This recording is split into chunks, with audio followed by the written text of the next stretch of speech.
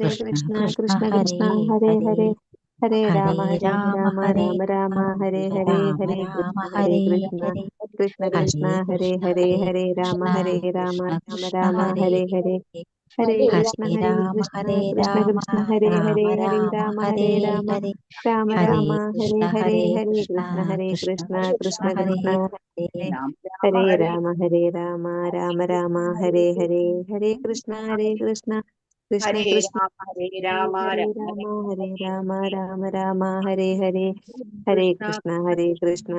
कृष्ण हरे हरे राम राम हरे हरे हरे कृष्ण कृष्ण हरे कृष्ण राम हरे राम हरे हरे हरे कृष्णा कृष्ण कृष्ण हरे राम राम राम हरे हरे हरे कृष्णा कृष्ण कृष्ण हरे राम राम हरे कृष्णा कृष्ण कृष्ण हरे राम राम राम हरे हरे हरे कृष्णा कृष्ण कृष्ण हरे राम राम राम हरे हरे हरे कृष्णा कृष्ण कृष्ण हरे राम राम हरे कृष्णा कृष्ण कृष्ण हरे राम राम राम हरे हरे हरे कृष्णा कृष्ण कृष्ण हरे राम राम राम हरे हरे हरे कृष्ण माताजी प्रणाम माताजी। हरे कृष्ण എല്ലാവർക്കും പ്രണാമം. ഓം നമോ ഭഗവതേ വാസുദേവായ. ഓം നമോ ഭഗവതേ വാസുദേവായ. ഓം അജ്ഞാനതിമിരാന്ധസ്യ ജ്ഞാനാഞ്ജനശലാകയ ചക്ഷുരുന്മീലിതം യേന തസ്മൈ ശ്രീ ഗുരവേ നമഃ. ഹേ കൃഷ്ണ കരുണാ സിന്ധോ ദീനബന്ധോ ജഗത്പദേ ഗോപേശ ഗോപികാകാന്ത രാധാകാന്ത നമോസ്തുതേ. തപ്തകാഞ്ചന ഗൗരാംഗീ രാധേ വൃന്ദാവനേശ്വരി വൃഷഭാനുസുതേ ദേവി പ്രണമാമി ഹരിപ്രിയേ. നമോ വിഷ്ണുപാദായ കൃഷ്ണപ്രേഷ്ഠായ ഭൂതലേ ശ്രീമതേ ഭക്തിവേദാന്ത സ്വാമിൻ ഇതി നാമിനേ. നമസ്തേ സാരസ്വതേ ദേവേ ഗൗരവാണി പ്രചാരിണേ നിർവിശേഷ ശൂന്യവാദി പാശ്ചാത്യദേശതാരിണേ. നമോ വിഷ്ണുപാദായ കൃഷ്ണപ്രേഷ്ഠായ ഭൂതലേ ശ്രീമതേ ജയപതാക സ്വാമിൻ ഇതി നാമിനേ. നമാചാര്യപാദായ നിതായ കൃപപ്രദായിനേ ഗൗരകഥാദാമദയാ നഗരഗ്രാമതാരിണേ. जय श्री कृष्ण चैतन्य प्रभु नित्यानंद श्री अद्वैत गदाधर श्रीवासादि गौर भक्त वृंदा. हरे कृष्ण कृष्ण कृष्ण हरे हरे हरे राम राम राम हरे हरे. हरे कृष्ण कृष्ण कृष्ण हरे हरे हरे राम राम राम हरे हरे. श्री श्री राधा गोविंद की जय. श्रील प्रभुपाद की जय. गुरु महाराज की जय. हरे कृष्ण हरे कृष्ण. എല്ലാ ഭക്തർക്കും സ്വാഗതം. ഹരേ കൃഷ്ണ. നമ്മൾ 5 അധ്യായം കഴിഞ്ഞു. ഇന്നത്തെ 6ാമത്തെ അധ്യായം കൂടി നോക്കിക്കഴിഞ്ഞാൽ നമ്മൾ കർമ്മയോഗം എന്നുള്ള ആ വിഭാഗം, ആ സെക്ഷൻ നമ്മൾ പൂർണ്ണമായി. പിന്നെ വരുന്ന 6 അധ്യായങ്ങള് ഭക്തിയോഗം, പിന്നെ അതിൻ്റെ പിന്നെയുള്ള 6 അധ്യായങ്ങള് അത് ജ്ഞാനയോഗമാണ്. അപ്പൊ നമ്മള് ഈ കർമ്മയോഗത്തിലെ അവസാനത്തെ അധ്യായമായിട്ടുള്ള ധ്യാനയോഗം എന്നുള്ള അധ്യായത്തിലേക്ക് വരികയാണ്. കഴിഞ്ഞ ലെസണിൽ നമ്മൾ കണ്ടു, എല്ലാ കർമ്മങ്ങളും ചെയ്യുക, എന്നാലോ മനസ്സുകൊണ്ട് അവയുടെയൊക്കെ ഫലങ്ങളെ ത്യജിക്കുക. അങ്ങനെ നമ്മൾ ആധ്യാത്മിക ജ്ഞാനത്തിൻ്റെ ആ അഗ്നി കൊണ്ട് ശുദ്ധീകൃതരാവുക. അപ്പോഴാണ് നമുക്ക് ശാന്തി കൈവരിക, വൈരാഗ്യം, തിതിക്ഷ, ഇതൊക്കെ വേണം അല്ലേ, ആധ്യാത്മിക ദർശനം. അങ്ങനെ വേണം നമുക്ക് ആ പരമാനന്ദം, ശാശ്വത ആനന്ദത്തിലേക്ക് വരാന് എന്ന് നമ്മൾ കണ്ടു. ഇപ്പൊ മനസ്സിനെയും ഇന്ദ്രിയങ്ങളെയൊക്കെ നിയന്ത്രിച്ചിട്ട് പരമാത്മാവിലെ ശ്രദ്ധ കേന്ദ്രീകരിക്കുക, അങ്ങനെയുള്ള ഒരു പ്രക്രിയ ധ്യാനയോഗം, അഷ്ടാംഗ യോഗം എന്നുള്ള ആ ധ്യാനമുറ, അതിനെ പറ്റിയിട്ടാണ് ഇവിടെ പറയുന്നത്. ഇപ്പൊ സമാധി എന്നൊക്കെ നമ്മൾ കേട്ടിട്ടുണ്ട് അല്ലെ. പൂർണ്ണമായിട്ട് ഈശ്വര അവബോധത്തിൽ ഇങ്ങനെ ഇരിക്കുകയാണ്, സ്വയം മറന്നിട്ടാണ് ഇരിക്കണത് അല്ലെ. സ്വന്തം ശരീരത്തിനെ കുറിച്ചോ ഒന്നും തന്നെ ഓർമ്മ ഉണ്ടാവില്ല. അപ്പോൾ അങ്ങനെ പ്രാണായാമം, ഹഠയോഗം, അങ്ങനെ അഷ്ടാംഗയോഗത്തിൽ തന്നെ പല പല വിഭാഗങ്ങളൊക്കെ ആയിട്ടാണ് വരുന്നത്. നമുക്കിതൊന്നും അറിഞ്ഞുകൂടാ. പ്രാക്ടീസ് ചെയ്യാനും കുറച്ച് കഠിനം തന്നെയാണ്. സാധാരണക്കാരെ കൊണ്ടൊന്നും ആവുന്നതല്ല. 3 കാര്യങ്ങളെ കുറിച്ചിട്ട് മനസ്സിലാക്കാം നമുക്ക് ഇവിടെ ഈ അധ്യായത്തില്. മനസ്സും ഇന്ദ്രിയങ്ങളും ഒക്കെ സമനിലയിൽ എങ്ങനെ നിർത്താം എന്ന് നോക്കാം. പിന്നെ നമ്മുടെ കർമ്മം എന്താണ്, ലക്ഷ്യം എന്താണ്, അതൊക്കെ മനസ്സിലാക്കാം. ലക്ഷ്യം നമുക്ക് അറിയാം അല്ലേ? ഭഗവത് സേവനത്തിലൂടെ ആത്മസാക്ഷാത്കാരം, അതാണ് നമ്മുടെ ലക്ഷ്യം. പിന്നെ മനസ്സിനെ എങ്ങനെ ശാന്താവസ്ഥയെ, പ്രശാന്തമായിട്ടുള്ള ഒരു അവസ്ഥയിലേക്ക് കൊണ്ടുപോകാം. അപ്പോ അഷ്ടാംഗയോഗത്തിന്റെ പ്രാധാന്യം ഇവിടെ അർജുനന് പറഞ്ഞു കൊടുക്കുന്നുണ്ട്. ഏറ്റവും സരളമായിട്ടുള്ള ഒരു മാർഗമുണ്ട് ഈ അഷ്ടാംഗ യോഗ. ഇതൊക്കെ വർഷങ്ങളോ ഒരുപാട് സമയം എടുക്കും ഇതൊക്കെ പ്രാക്ടീസ് ചെയ്ത് പെർഫെക്ഷനിൽ എത്താന്. അപ്പോൾ ഏറ്റവും സരളമായിട്ടുള്ള മാർഗമുണ്ട് മനസ്സിനെ സമനിലയിലാക്കാൻ. അതും ഭഗവാൻ പറഞ്ഞു തരും. നമുക്ക് അത് കേൾക്കാം. ഇന്നിപ്പോ മനസ്സിനെ ഡിസ്ട്രാക്ട് ചെയ്യുന്ന നിരവധി കാര്യങ്ങളാണ് ചുറ്റും. നമ്മുടെ ചുറ്റുമുള്ള എല്ലാ കാര്യങ്ങളും തന്നെ നമ്മളെ മനസ്സ് ഒരു ഏകാഗ്രമാക്കി നിൽക്കാൻ സഹായിക്കുന്ന തരത്തിലല്ല അല്ലേ? നമ്മുടെ TV ആയാലും ന്യൂസ് ആയാലും ഒക്കെ എടുത്തു നോക്കുമ്പോൾ എല്ലാം ആ മനസ്സിന്റെ പ്രശാന്ത അവസ്ഥേനെയൊക്കെ തകർത്തെറിയുന്ന രൂപത്തിലാണ്. ഒരു ചെറുപ്പക്കാരൻ രാത്രി 10 മണിയാവും, ജോലി കഴിഞ്ഞു വന്നു. അങ്ങനെ എല്ലാ കാര്യങ്ങളൊക്കെ കഴിഞ്ഞു, കുളി ഭക്ഷണമൊക്കെ കഴിഞ്ഞു, വിശ്രമിക്കാൻ നേരം വിചാരിച്ചു 2 മിനിറ്റ് ന്യൂസ് ഒന്ന് നോക്കാം എന്ന് കരുതി TV ഓൺ ചെയ്തു. അങ്ങനെ നോക്കിക്കൊണ്ടിരിക്കുമ്പോ എന്താ കാണണേ? ഒരു ആഡ് കാണാണ്. ഒരാള് സ്വാദോടെ നൂഡിൽസ് ഇങ്ങനെ എടുത്ത് കഴിക്കുകയാണ്. എന്താ ഒരു ആസ്വാദ്യത! അപ്പൊ ഇയാൾക്ക് തോന്നി എനിക്കും വേണം ഇത്, ഇത്രയും രുചികരമായതല്ലേ. കഴിക്കാൻ ആഗ്രഹമായി. ഉടനെ ബൈക്ക് എടുത്തു, പുറപ്പെട്ടു. 11:30 സമയം രാത്രി. സിറ്റിയിലെ എല്ലാ ഹോട്ടലുകളിലും നടന്നു. ചില കടകളൊക്കെ അടച്ചു. ചില കടയിൽ നൂഡിൽസ് എന്ന് പറയുന്ന അത് തീർന്നു പോയിരിക്കുന്നു. അങ്ങനെ മുഴുവൻ കറങ്ങി എവിടെ 1:30 മണി വീട്ടിലെത്തി. കിട്ടിയതുമില്ല, ലേറ്റായി അല്ലേ? ഉറക്കവും വന്നില്ല. അങ്ങനെ പിന്നെ എപ്പോഴോ ഒന്ന് മയങ്ങി. ഉണർന്നപ്പോഴോ ജോലിക്ക് പോകാനും വൈകി.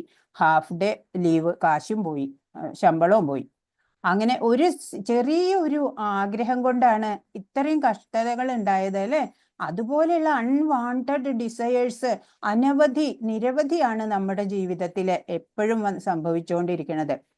അപ്പൊ നമ്മൾ അതിൽ നിന്നൊക്കെ മനസ്സിനെ ഇന്ദ്രിയങ്ങളെയൊക്കെ നിയന്ത്രിക്കണം അല്ലേ? ഇന്ദ്രിയങ്ങള് വിഷയങ്ങളിൽ വ്യാപരിച്ചപ്പോഴാണ് ഈ ബുദ്ധിമുട്ടുകളൊക്കെ ഉണ്ടാവണേ എന്ന് നമ്മൾ മനസ്സിലാക്കിയിട്ട് ഇനിയിപ്പൊ അതിനെ നിയന്ത്രിക്കാൻ എന്താ ഇപ്പൊ വേണ്ടത്? ഭഗവാൻ ഇതാ പറഞ്ഞു തരാൻ തയ്യാറായി നിൽക്കണു അല്ലേ? അഷ്ടാംഗ യോഗ എന്താണ് പറയണേന്ന് നോക്കാം നമുക്ക്. അടുത്തുള്ള യോഗ സെന്ററിൽ പോയിട്ട് 3 മാസം പ്രാക്ടീസ് ചെയ്യാണോ വേണ്ടത്? അതല്ല എല്ലാം ഉപേക്ഷിച്ച് ഒരു ദണ്ടും എടുത്തിട്ട് കാട്ടിൽ പോകാനാണോ ഭഗവാൻ പറയണേ? നമുക്ക് നോക്കാം. അതിനു മുമ്പ് കഴിഞ്ഞ ദിവസം ഒരാൾ ചോദിച്ചു, ഇങ്ങനെ എന്താണ് കർമ്മഫലങ്ങൾ അനുസരിച്ച് നമ്മൾ അടുത്തത് ഏത് ജന്മമാണ് ഉണ്ടാവുക, അങ്ങനെയൊക്കെയുള്ള ഒരു സംശയം വന്നു അല്ലേ? അപ്പൊ നമുക്ക് അറിഞ്ഞുകൂടാ. ഓരോ കർമ്മങ്ങൾക്ക് വിവിധ തരത്തിലാണ് അതിൻ്റെ ഫലം ഉണ്ടാവുന്നത്, കർമ്മഫലങ്ങൾ അനുഭവിക്കേണ്ടി വരുന്നത്. നമുക്ക് പറയാൻ പറ്റില്ല അതൊന്നും. ഇത് ഒരു വിത്ത് ഇങ്ങനെ പൊട്ടി മുളയ്ക്കണ പോലെയാണ് കർമ്മഫലം എന്നാണ്. ചെയ്യുന്ന തെറ്റിനൊന്നും ഉടനെ അല്ല ഫലം ലഭിക്കുക. അനേക ജന്മത്തിന് ശേഷമായിരിക്കാം ചിലപ്പോൾ അതിൻ്റെ ഫലം വന്നു ചേരുക. അപ്പോ ഉദാഹരണമായിട്ട് ഒരു കഥ നമുക്ക് നോക്കാം. ധൃതരാഷ്ട്രരുടെ 100 മക്കൾ മരിക്കുന്നുണ്ട്. എന്തുകൊണ്ടാണ് ഇങ്ങനെ എനിക്ക് സംഭവിച്ചതെന്ന് ഭഗവാനോട് ചോദിക്കുകയാണ്. അപ്പൊ ശ്രീകൃഷ്ണൻ പറഞ്ഞു, 50 ജന്മം മുമ്പ് താങ്കള് ഒരു പക്ഷിയെ അമ്പെയ്തു. അങ്ങനെ പക്ഷി പറന്നുപോയി രക്ഷപ്പെട്ടു. പക്ഷെ അങ്ങേക്ക് ദേഷ്യം വന്നിട്ട് ആ കൂട്ടിലുണ്ടായിരുന്ന 100 മുട്ടകൾ അങ്ങ് തട്ടിയെടുത്ത് നശിപ്പിച്ചിട്ടുണ്ട്. അപ്പോ അതുകൊണ്ടാണ് 100 മക്കൾ ഇപ്പൊ മരിച്ചത് എന്ന് പറഞ്ഞു. അത് 50 ജന്മം മുമ്പല്ലേ, അപ്പൊ പിന്നെ എന്താണ് ഇപ്പോഴെന്ന് ചോദിക്കുകയാണ്. അപ്പൊ പറഞ്ഞു, ആ 50 ജന്മം കഴിഞ്ഞിട്ട് ഫലം അനുഭവിച്ചു താങ്കള്. കാരണം 50 ജന്മം താങ്കൾ പുണ്യം ചെയ്യേണ്ടി വന്നു 100 പുത്രന്മാരുണ്ടാവാൻ. അങ്ങനെ ആ 100 പുത്രന്മാരുണ്ടായി. പിന്നെ ആ ഫലം അപ്പോഴാണ് അനുഭവിക്കാൻ പാകമായത്, ആ കർമ്മഫലം. അങ്ങനെ നമുക്കും അപ്രതീക്ഷിതമായിട്ട് പല കർമ്മഫലങ്ങളും വരും. അപ്പൊ നമ്മൾ എന്താ ഇപ്പൊ ചെയ്യണ്ടേ? ഭഗവാൻ എന്താ നമുക്ക് പറഞ്ഞു തന്നത്? കൃഷ്ണാവബോധം. അത് എല്ലാ പാപത്തെയും തടയാണ്. നാമജപത്തിലൂടെ എല്ലാ ദുഷ്കൃതങ്ങളും നീങ്ങുന്നുണ്ട് എന്ന് നമ്മൾ ഇപ്പൊ മനസ്സിലാക്കി കഴിഞ്ഞു. അതിനനുസരിച്ച് ഇപ്പൊ നമുക്ക് ഇനി നാമജപം, ഭക്തിയുത സേവനം, അതിലൂടെ മുന്നേറാം നമുക്ക്. അങ്ങനെ നമുക്ക് പാപങ്ങളിൽ നിന്നും ദോഷങ്ങളിൽ നിന്നൊക്കെ മുക്തി ഉണ്ടാവട്ടെ.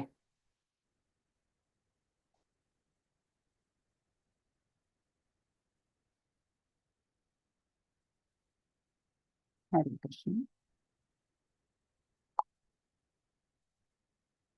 ഹരേ കൃഷ്ണ.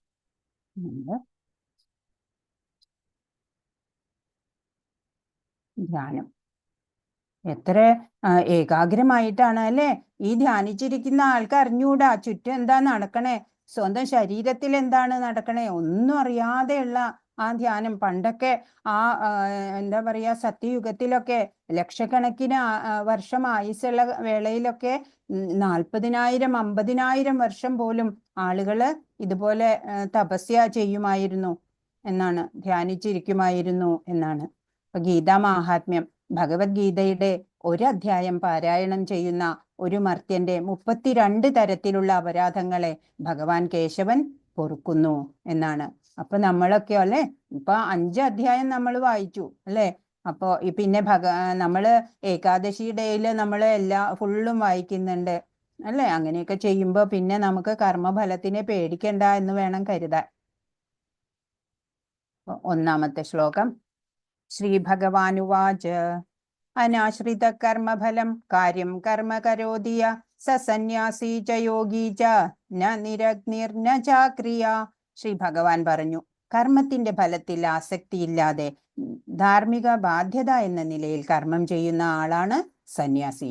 അയാളാണ് യഥാർത്ഥ യോഗിയും. അല്ലാതെ അഗ്നിഹോത്രം ഉപേക്ഷിച്ചവനോ കടമ നിർവഹിക്കാത്തവനോ അല്ല.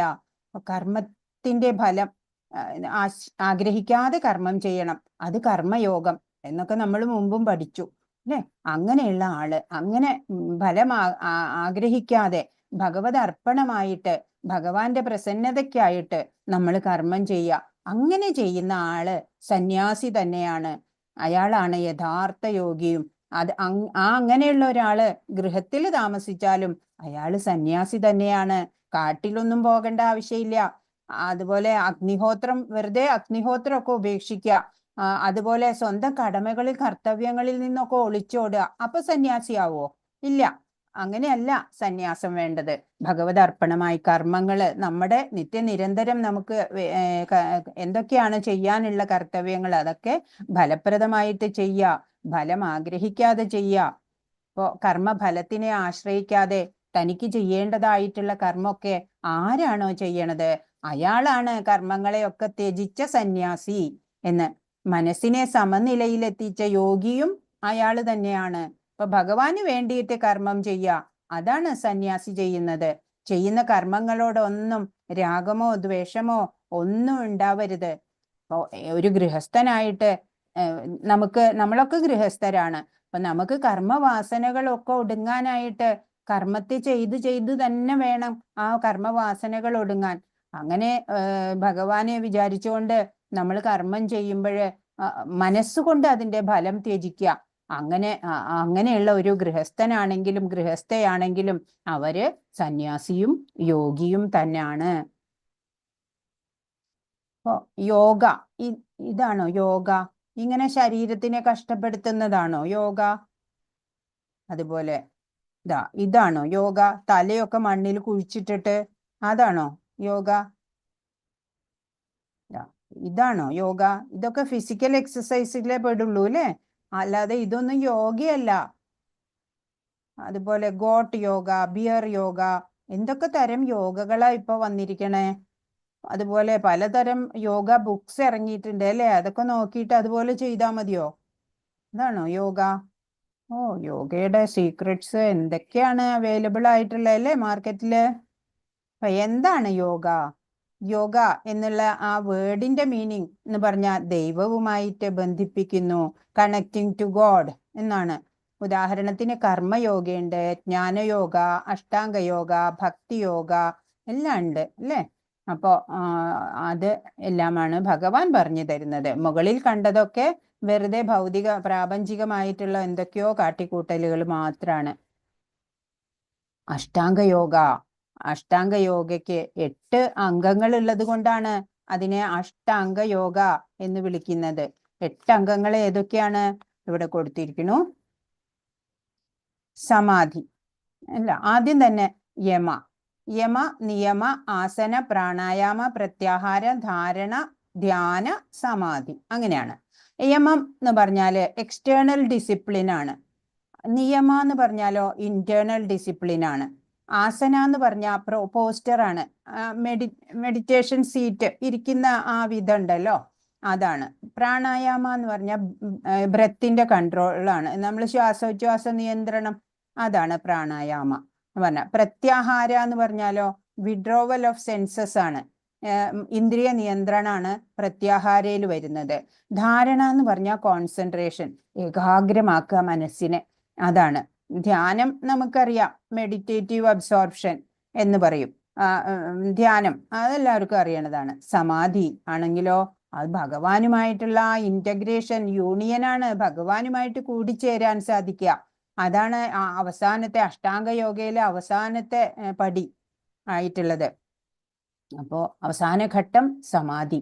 ആദ്യം യമ നിയമ ആസന പ്രാണായാമ പ്രത്യാഹാര ധാരണ ധ്യാന സമാധി, അങ്ങനെയാണ് 8 ഘട്ടങ്ങൾ ഉള്ളത്.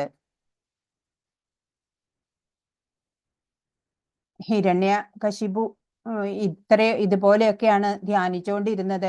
ആഹാരമൊന്നും ഇല്ല അല്ലെ, വെറുതെ ഒരു ശ്വാസം മാത്രം ഉണ്ടാവും, ജലം പോലും സേവിക്കില്ല അല്ലെ. അങ്ങനെ ഇരുന്നിട്ട് ശരീരമൊക്കെ ഇങ്ങനെ ചെതല് പിടിക്കുകയാണ് അല്ലേ. ചെതലുറുമ്പുകൾ വന്ന് ശരീരമൊക്കെ കാർന്ന് തിന്നു കഴിഞ്ഞിട്ടുണ്ടാവും. അങ്ങനെയുള്ള രൂപത്തിലാണ് 10,000 കണക്കിന് വർഷങ്ങള് ധ്യാനിച്ചിരിക്കുകയാണ്. 5-ാമത്തെ ശ്ലോകം ഏറ്റവും പ്രധാനപ്പെട്ട ഒരു ശ്ലോകാണ്. ഉദ്ധരേദാത്മനാത്മാനം നാത്മാനം അവസാദയേത് ആത്മൈവ ഹ്യാത്മനോ ബന്ധുരാത്മൈവ രിപുരാത്മന. മനുഷ്യൻ മനസ്സിന്റെ സഹായത്തോടെ സ്വയം ഉദ്ധരിക്കണം, അധപ്പതിക്കരുത്. ബദ്ധനായ ആത്മാവിന് തന്റെ മനസ്സത്രേ ബന്ധു, അതുതന്നെയാണ് ശത്രുവും. നമ്മളെ നമ്മൾ തന്നെയാണ് ഉദ്ധരിക്കേണ്ടത് എന്നാണ്. ഇപ്പൊ നിയന്ത്രണം ഉള്ള മനസ്സ് ഒരാളുടെ ബന്ധുവായിരിക്കും. ഭഗവാനോട് അടുക്കാൻ സാധിക്കും ആ നിയന്ത്രിതമായിട്ടുള്ള മനസ്സുള്ള ഒരാൾക്ക്. അംബരീഷ് മഹാരാജാവിന്റെ ഉദാഹരണം നമുക്കറിയാം. അദ്ദേഹം ഭഗവാനിൽ മനസ്സുറപ്പിച്ചു അല്ലെ. അങ്ങനെ ദുർവാസാവ് അദ്ദേഹത്തെ അപകടപ്പെടുത്താൻ നോക്കി, നടന്നില്ല അല്ലെ. അപ്പോ ഭഗവാൻ അവിടെ എത്തി പറഞ്ഞു, അഹം ഭക്തപരാധീന എന്ന് പറഞ്ഞു അല്ലെ. ഭക്തന്റെ ആശ്രിതനാണ് ഞാൻ, ഭക്തദാസനാണ് ഞാൻ എന്ന് പറഞ്ഞു. അങ്ങനെയുള്ള അനന്യ ഭക്തിയുള്ളവരെ രക്ഷിക്കാൻ ഭഗവാൻ സ്വയം സന്നദ്ധനാവുകയാണ് ചെയ്യുന്നത്. അപ്പോ നമ്മുടെ മനസ്സിനെ നിയന്ത്രിച്ച് അതിനെ നമ്മുടെ സുഹൃത്താക്കാൻ ശ്രമിക്കണം. മനസ്സ് തന്നെയാണ് ഉറ്റ സുഹൃത്ത്, ശത്രുവും മനസ്സ് തന്നെയാണ് അല്ലേ. ചില സമയത്ത് മനസ്സ് നമ്മളെ വളരെയധികം ദ്രോഹിക്കുന്ന രൂപത്തില്, ചിലപ്പോഴോ മനസ്സ് നമ്മുടെ ഡിയറസ്റ്റ് ഫ്രണ്ട് ആവും.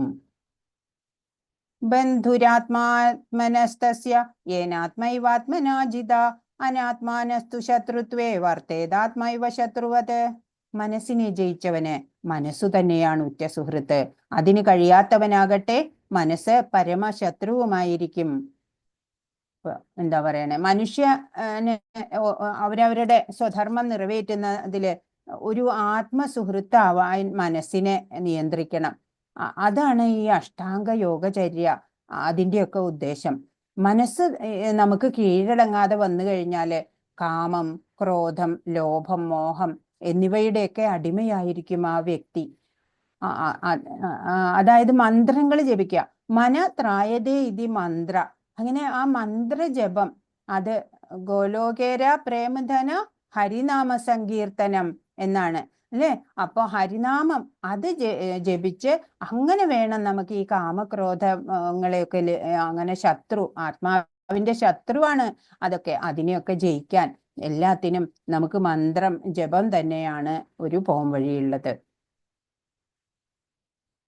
ജിതാത്മന പ്രശാന്തസ്യ പരമാത്മാ സമാഹിത ശീതോഷ്ണ സുഖ ദുഃഖേഷു തഥാ മാനാപമാനയോ. മനസ്സിനെ കീഴടക്കിയവൻ ശാന്തി നേടുകയാൽ പരമാത്മാവിനെ പ്രാപിച്ചു കഴിഞ്ഞു. അങ്ങനെയുള്ള ആൾക്ക് തണുപ്പും ചൂടും സുഖവും ദുഃഖവും മാനവും അപമാനവും എല്ലാം ഒന്നുപോലെ തന്നെ. മനസ്സിനെ കീഴടക്കിയ ഒരാള് ആ ആൾക്ക് പിന്നെ പ്രശാന്ത അവസ്ഥയാണ് മനസ്സില്. അങ്ങനെയുള്ള ഒരാൾക്ക് ദ്വന്ദ്ങ്ങളില്ല. സുഖദുഃഖം ജയം പരാജയം ഒന്നുമേ ആ ആളെ ബാധിക്കുന്നില്ല. ഇവിടെ പിക്ചറിൽ നോക്കൂ, ഹരിദാസ് ഠാക്കൂറാണ്. അന്നത്തെ അദ്ദേഹം ഈ നാമജപം 3.5 ലക്ഷം തവണയൊക്കെ കണ്ടിന്യൂസ് ആയിട്ട് നാമജപമാണ് ചെയ്യുക. അങ്ങനെ അന്നത്തെ നവാബ് ഇദ്ദേഹത്തെ ജയിലിൽ അടയ്ക്കാണ്. അപ്പോഴും സന്തോഷത്തോടെ നാമം ജപിച്ചുകൊണ്ടിരുന്നു. അപ്പൊ എല്ലാവരും മറ്റ് തടവുകാരൊക്കെ ചോദിച്ചു, ജയിലിൽ ഇത്ര സന്തോഷോ എന്ന് ചോദിച്ചു. അപ്പൊ അദ്ദേഹം പറഞ്ഞു, അതെ, എന്താ ഇപ്പൊ ഇവിടെ ഇതിനകത്തായാലും പുറത്തായാലും ഒക്കെ ഒരുപോലെ തന്നെയല്ലേ, പുറത്തും ജയില് തന്നെയാണ്. ഭൗതികത എന്ന് പറയണത് ഒരു ജയില് തന്നെയാണ്. ഈ ജന്മ മൃത്യു ജരാവ്യാധികള് കാമം ക്രോധം ഒക്കെ നിറഞ്ഞതല്ലേ ഈ പ്രാപഞ്ചികത എന്ന് പറയണത്. അതുകൊണ്ട് ഈ ഇതിനകത്തായാലും എനിക്ക് യാതൊരു വ്യത്യാസവും തോന്നുന്നില്ല എന്ന് പറയാണ്. എന്തു ചെയ്താലും നാമജപം തന്നെ തുടർന്നു. നവാബ് പിന്നെ 22 ചന്തകളിലെ മാർക്കറ്റുകളിൽ കൊണ്ടുപോയിട്ട് മല്ലന്മാരെ കൊണ്ട് മർദ്ദിപ്പിച്ചു. അപ്പോഴും നാമം ജപിക്കും. അങ്ങനെ കുറെ ബോധം കെട്ടൊക്കെ കിടക്കും. എഴുന്നേറ്റ് ഇരുന്ന് വീണ്ടും നാമജപം തുടങ്ങും. ഒരു പ്രാവശ്യം സമാധിയിൽ ഇരുന്നപ്പോഴേ ഗംഗയിൽ കൊണ്ടിട്ടു. അവിടെ കുറെ കഴിഞ്ഞപ്പോ ഉണ്ട് കരക്കിൽ എത്തിയിരിക്കണു. എന്നിട്ട് അവിടെ ഇരുന്ന് നാമം ജപിക്കണു. അങ്ങനെ ഒരു ബാഹ്യമായിട്ടുള്ള ബന്ധങ്ങളും ഇല്ല. വെള്ളത്തിലിട്ടാലും കുഴപ്പമില്ല, കുറെ മർദ്ദിച്ചാലും കുഴപ്പമില്ല, ജയിലിലിട്ടാലും കുഴപ്പമില്ല. അങ്ങനെ മനസ്സിനെ കീഴടക്കിയവന് ഒരു ബാഹ്യ ബന്ധനവുമില്ല, ബന്ധവുമില്ല. അങ്ങനെ അപ്പോ അതുപോലെയാണ് നാമജപം.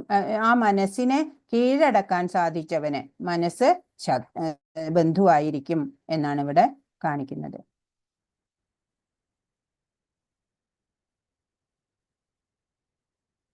എട്ടാമത്തെ ശ്ലോകം. ജ്ഞാനവിജ്ഞാന തൃപ്താത്മാ കൂട്ടസ്ഥോ വിജിതേന്ദ്രിയ യുക്ത ഇത്യുച്യതേ യോഗി സമലോഷ്ടാശ്മകാഞ്ചന. ജ്ഞാനം കൊണ്ടും സാക്ഷാത്കാരം കൊണ്ടും തികച്ചും സംതൃപ്തനായ ഒരാളെ ആത്മസാക്ഷാത്കാര നിഷ്ഠനായ യോഗി എന്ന് പറയാം. ആത്മസംയമിയായ അയാൾ ഭൗതികതയിൽ സ്ഥിതി ചെയ്യുന്നു. അയാളുടെ ദൃഷ്ടിയിൽ കല്ലും മണ്ണും സ്വർണവും എല്ലാം ഒന്നുപോലെ തന്നെയാണ്. നമ്മുടെ മനോഭാവം മാറുമ്പോ ഈ ഭൗതികത ദുഃഖാലയം അശാശ്വതമാണ് എന്ന് പറയണതൊക്കെ മാറും അല്ലെ. ഭജഗോവിന്ദത്തിൽ പറഞ്ഞിട്ടുണ്ട്, യസ്യ ബ്രഹ്മണി രമതേ ചിത്തം നന്ദതി നന്ദതി നന്ദത്യേവാ. ബ്രഹ്മതത്വത്തില് ആരുടെ ചിത്തമാണോ വേരൂന്നിയിരിക്കുന്നവ അവരുടെ ജീവിതം ആനന്ദമയാണ്. അവർക്ക് ഈ ദുഃഖാലയം അശാശ്വതം എന്നുള്ള പോളിസി ഒന്നും ബാധിക്കില്ല അല്ലെ. അവരുടെ ചിത്തം എപ്പോഴും ആനന്ദത്തിലാണ് കളിയാടുക. അപ്പൊ മഹാത്മാക്കൾക്ക് കല്ലും മണ്ണും സ്വർണവും എല്ലാം ഒന്നുപോലെ തന്നെയാണ് അല്ലെ. പ്രഭുപാദ് 40 രൂപയുമായിട്ടാണ് അമേരിക്കയിൽ പോയത്. കുറച്ച് വർഷത്തിനകം അദ്ദേഹം 40 കോടിയുടെ സ്വത്താണ് അദ്ദേഹത്തിന്റെ കയ്യിൽ വന്നു ചേർന്നത്. അപ്പോഴ് സ്വന്തം മകൻ വന്നിട്ട് ചോദിക്കുകയാണ് പണം വേണമെന്ന്. അപ്പൊ പ്രഭുപാദ് പറഞ്ഞു, എന്റെ കയ്യിൽ പണമൊന്നുമില്ല, ഇതെല്ലാം കൃഷ്ണന്റേതാണ്, എന്റേതല്ല എന്നാണ്. അപ്പൊ പണം വന്നാലും കൊള്ളാം, വന്നില്ലെങ്കിലും കൊള്ളാം അല്ലെ. ധനം ഉണ്ടെങ്കിൽ അത് ഭഗവാന്റേതാണ് എന്ന ചിന്തയാണ്. അപ്പോ സനാതന ഗോസ്വാമി ഉണ്ട്, ഒരു മഞ്ജരിയാണ് അദ്ദേഹം. രൂപ ഗോസ്വാമി, അതൊക്കെ നമ്മൾ ഇനി പഠിക്കും. ചൈതന്യ മഹാപ്രഭുവിന്റെ ഡയറക്റ്റ് ശിഷ്യന്മാരില് ഷഡ് ഗോസ്വാമിമാരിൽ ഒരാളായിട്ടുള്ള സനാതന ഗോസ്വാമി, അദ്ദേഹത്തിന്റെ കയ്യിൽ ഒരു ചിന്താമണി കല്ല് എങ്ങനെയോ വന്നു ചേർന്നു. ചിന്താമണിയുടെ നമുക്കറിയാം എന്തു ചോദിച്ചാലും നൽകുന്നതാണ്. അപ്പോ അങ്ങനെ മനസ്സിലാക്കിയിട്ട് ഒരു ബ്രാഹ്മണൻ ഭക്തനാണ്, അദ്ദേഹം ഇങ്ങനെ വരികയാണ്. മകളുടെ വിവാഹമാണ്, കുറെ പണത്തിന് കുറെയൊക്കെ ആവശ്യമുണ്ട്. അതുകൊണ്ട് അദ്ദേഹത്തിനോട് ചോദിക്കുകയാണ്, അങ്ങയുടെ കയ്യില് ചിന്താമണി ഒരു സ്റ്റോൺ ഉണ്ടല്ലോ, ഒരു കല്ല് ഉണ്ട് എന്ന് പറഞ്ഞുല്ലോ, അതൊന്ന് എനിക്ക് തന്നാ വേണ്ടില്ലായിരുന്നു എന്ന് പറഞ്ഞു. അപ്പോ പറഞ്ഞു, അതിനെന്താ, ദാ അവിടെ ഒരു പൊട്ടിയ കലയില്ലേ, ആ മൂലയ്ക്ക് ഒരു കുടിലിന്റെ മൂലയിൽ ഇരിക്കണ്ടേ ആശ്രമത്തില്, അതിലിട്ടിട്ടുണ്ട്, എടുത്തോളൂ പറഞ്ഞു. അപ്പൊ അയാൾ അത് എടുത്തു. പോരുന്ന വഴിക്ക് ചിന്തിക്കുകയാണ്, അദ്ദേഹത്തിന്റെ കയ്യില് ഇതിനേക്കാളും വില പിടിച്ച പലതും കാണും, അതല്ലേ ഇത് ഇത്ര ഇങ്ങനെ ഒരു ഇമ്പോർട്ടന്റ് അല്ലാതെ ഒരു പൊട്ടിയ കലത്തില് അവിടെ ഒരു ഇട്ട് വെച്ചിരിക്കണേ എന്ന് പറയാണ്. അങ്ങനെ തിരിച്ചു ചെല്ലാണ്. തിരികെ ചെന്നിട്ട് ചോദിച്ചു, ഇതിലും മൂല്യവത്തായത് അങ്ങയുടെ കൈവശം ഉണ്ടാവൂലോ, അതെനിക്ക് തന്നൂടെ എന്ന് ചോദിച്ചു. തരാലോ, അതിനെന്താ, ആദ്യം ഈ കല്ലുണ്ടല്ലോ അത് യമുനാ നദിയിലേക്ക് എറിഞ്ഞിട്ട് വരൂ, അപ്പോഴും ഞാൻ തരാം എന്ന് പറഞ്ഞു. ഓ, ഇതിന് നല്ലത് കിട്ടാനല്ലേ എന്ന് പറഞ്ഞിട്ട് ഇയാൾ ഇത് യമുനയിലേക്ക് വലിച്ചെറിഞ്ഞു. എന്നിട്ട് വന്നു. അപ്പോ സനാതന ഗോസ്വാമി എന്താണ് ചെയ്തത്? ഹരേ കൃഷ്ണ മഹാമന്ത്രാണ് നൽകിയത്. അങ്ങനെ അദ്ദേഹത്തിന് ദീക്ഷ നൽകി. ഒരു മഹാത്മാവിന്റെ കൂടെ കൂടിയാല് അയാളും മഹാത്മാ ഭക്തനായി ശുദ്ധഭക്തനായിട്ട് മാറുകയാണ്. ശുദ്ധ ഭക്തന്റെ സംഘം ഉണ്ടാവുമ്പോ അയാളും ഭക്തനായി മാറുകയാണ്. പിന്നെ അയാൾക്ക് ഈ ചിന്താമണി കല്ലിന്റെ മൂല്യോ ഒന്നുമില്ല അല്ലെ. അവർക്കങ്ങുരത്നം ചരൽക്കല്ലു പോലെ ഉരങ്കാക്ഷിമാരോ മരപ്പാവ പോലെ എന്ന് കേട്ടിട്ടില്ലേ? അതാണ് അവരുടെ അവസ്ഥ. അതുപോലെ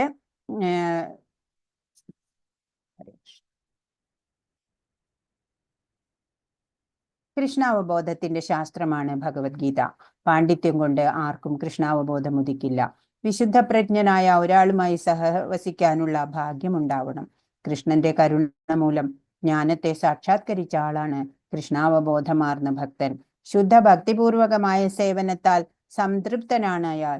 ജ്ഞാന സാക്ഷാത്കാരം ഒരാളെ പൂർണ്ണതയിലെത്തിക്കും. നമ്മളൊരു ആചാര്യൻ, ഒരു ആധ്യാത്മിക ആചാര്യനെ ചൂസ് ചെയ്യുമ്പോൾ നമ്മൾ ഇതൊക്കെ ശ്രദ്ധിക്കണം അല്ലേ. ആ ആത്മസാക്ഷാത്കാരം അല്ലെങ്കിൽ സത്യം കണ്ടറിഞ്ഞ ആളെ ആയിരിക്കണം നമ്മൾ ഗുരുവായിട്ട് സ്വീകരിക്കേണ്ടത് അല്ലെ. അങ്ങനെയുള്ള ആ കൃഷ്ണാവബോധം വധിച്ചിട്ടുള്ള ആ വിശുദ്ധ പ്രജ്ഞനായിട്ടുള്ള ഒരാളുമായിട്ട് സഹവസിക്കുമ്പോൾ നമ്മൾക്കും അതേ തലത്തിലേക്ക് ഉയരാൻ സാധിക്കുകയാണ് ചെയ്യുക. ഇവിടെ എന്താണ് കഥ? ഇവിടെ ഈ പ്രഹ്ലാദനാണ്, നമുക്കറിയാം പ്രഹ്ലാദൻ അസുരൻ കുട്ടിയാണ് അല്ലെ. അപ്പോ ഗുരുകുലത്തില് പറഞ്ഞയച്ചു. അസുര ഗുരുക്കന്മാരാണ് പഠിപ്പിക്കുന്നത്. അപ്പൊ ഈ പ്രഹ്ലാദൻ എന്താ ചെയ്ത്, അവരെയും കൂടിയിട്ടും ഭക്തരാക്കുകയാണ് ചെയ്യണേ അല്ലെ. അപ്പോ ഹിരണ്യകശിപു എന്റെ പ്രിയപുത്രനാണ് പ്രഹ്ലാദൻ. ആ പ്രഹ്ലാദനോട് ഹിരണ്യകശിപുവിന് ഇല്ലാത്ത ദേഷ്യമില്ല. എന്താ കാരണം? അസുര മധ്യത്തിലാണ് വസിക്കണേ.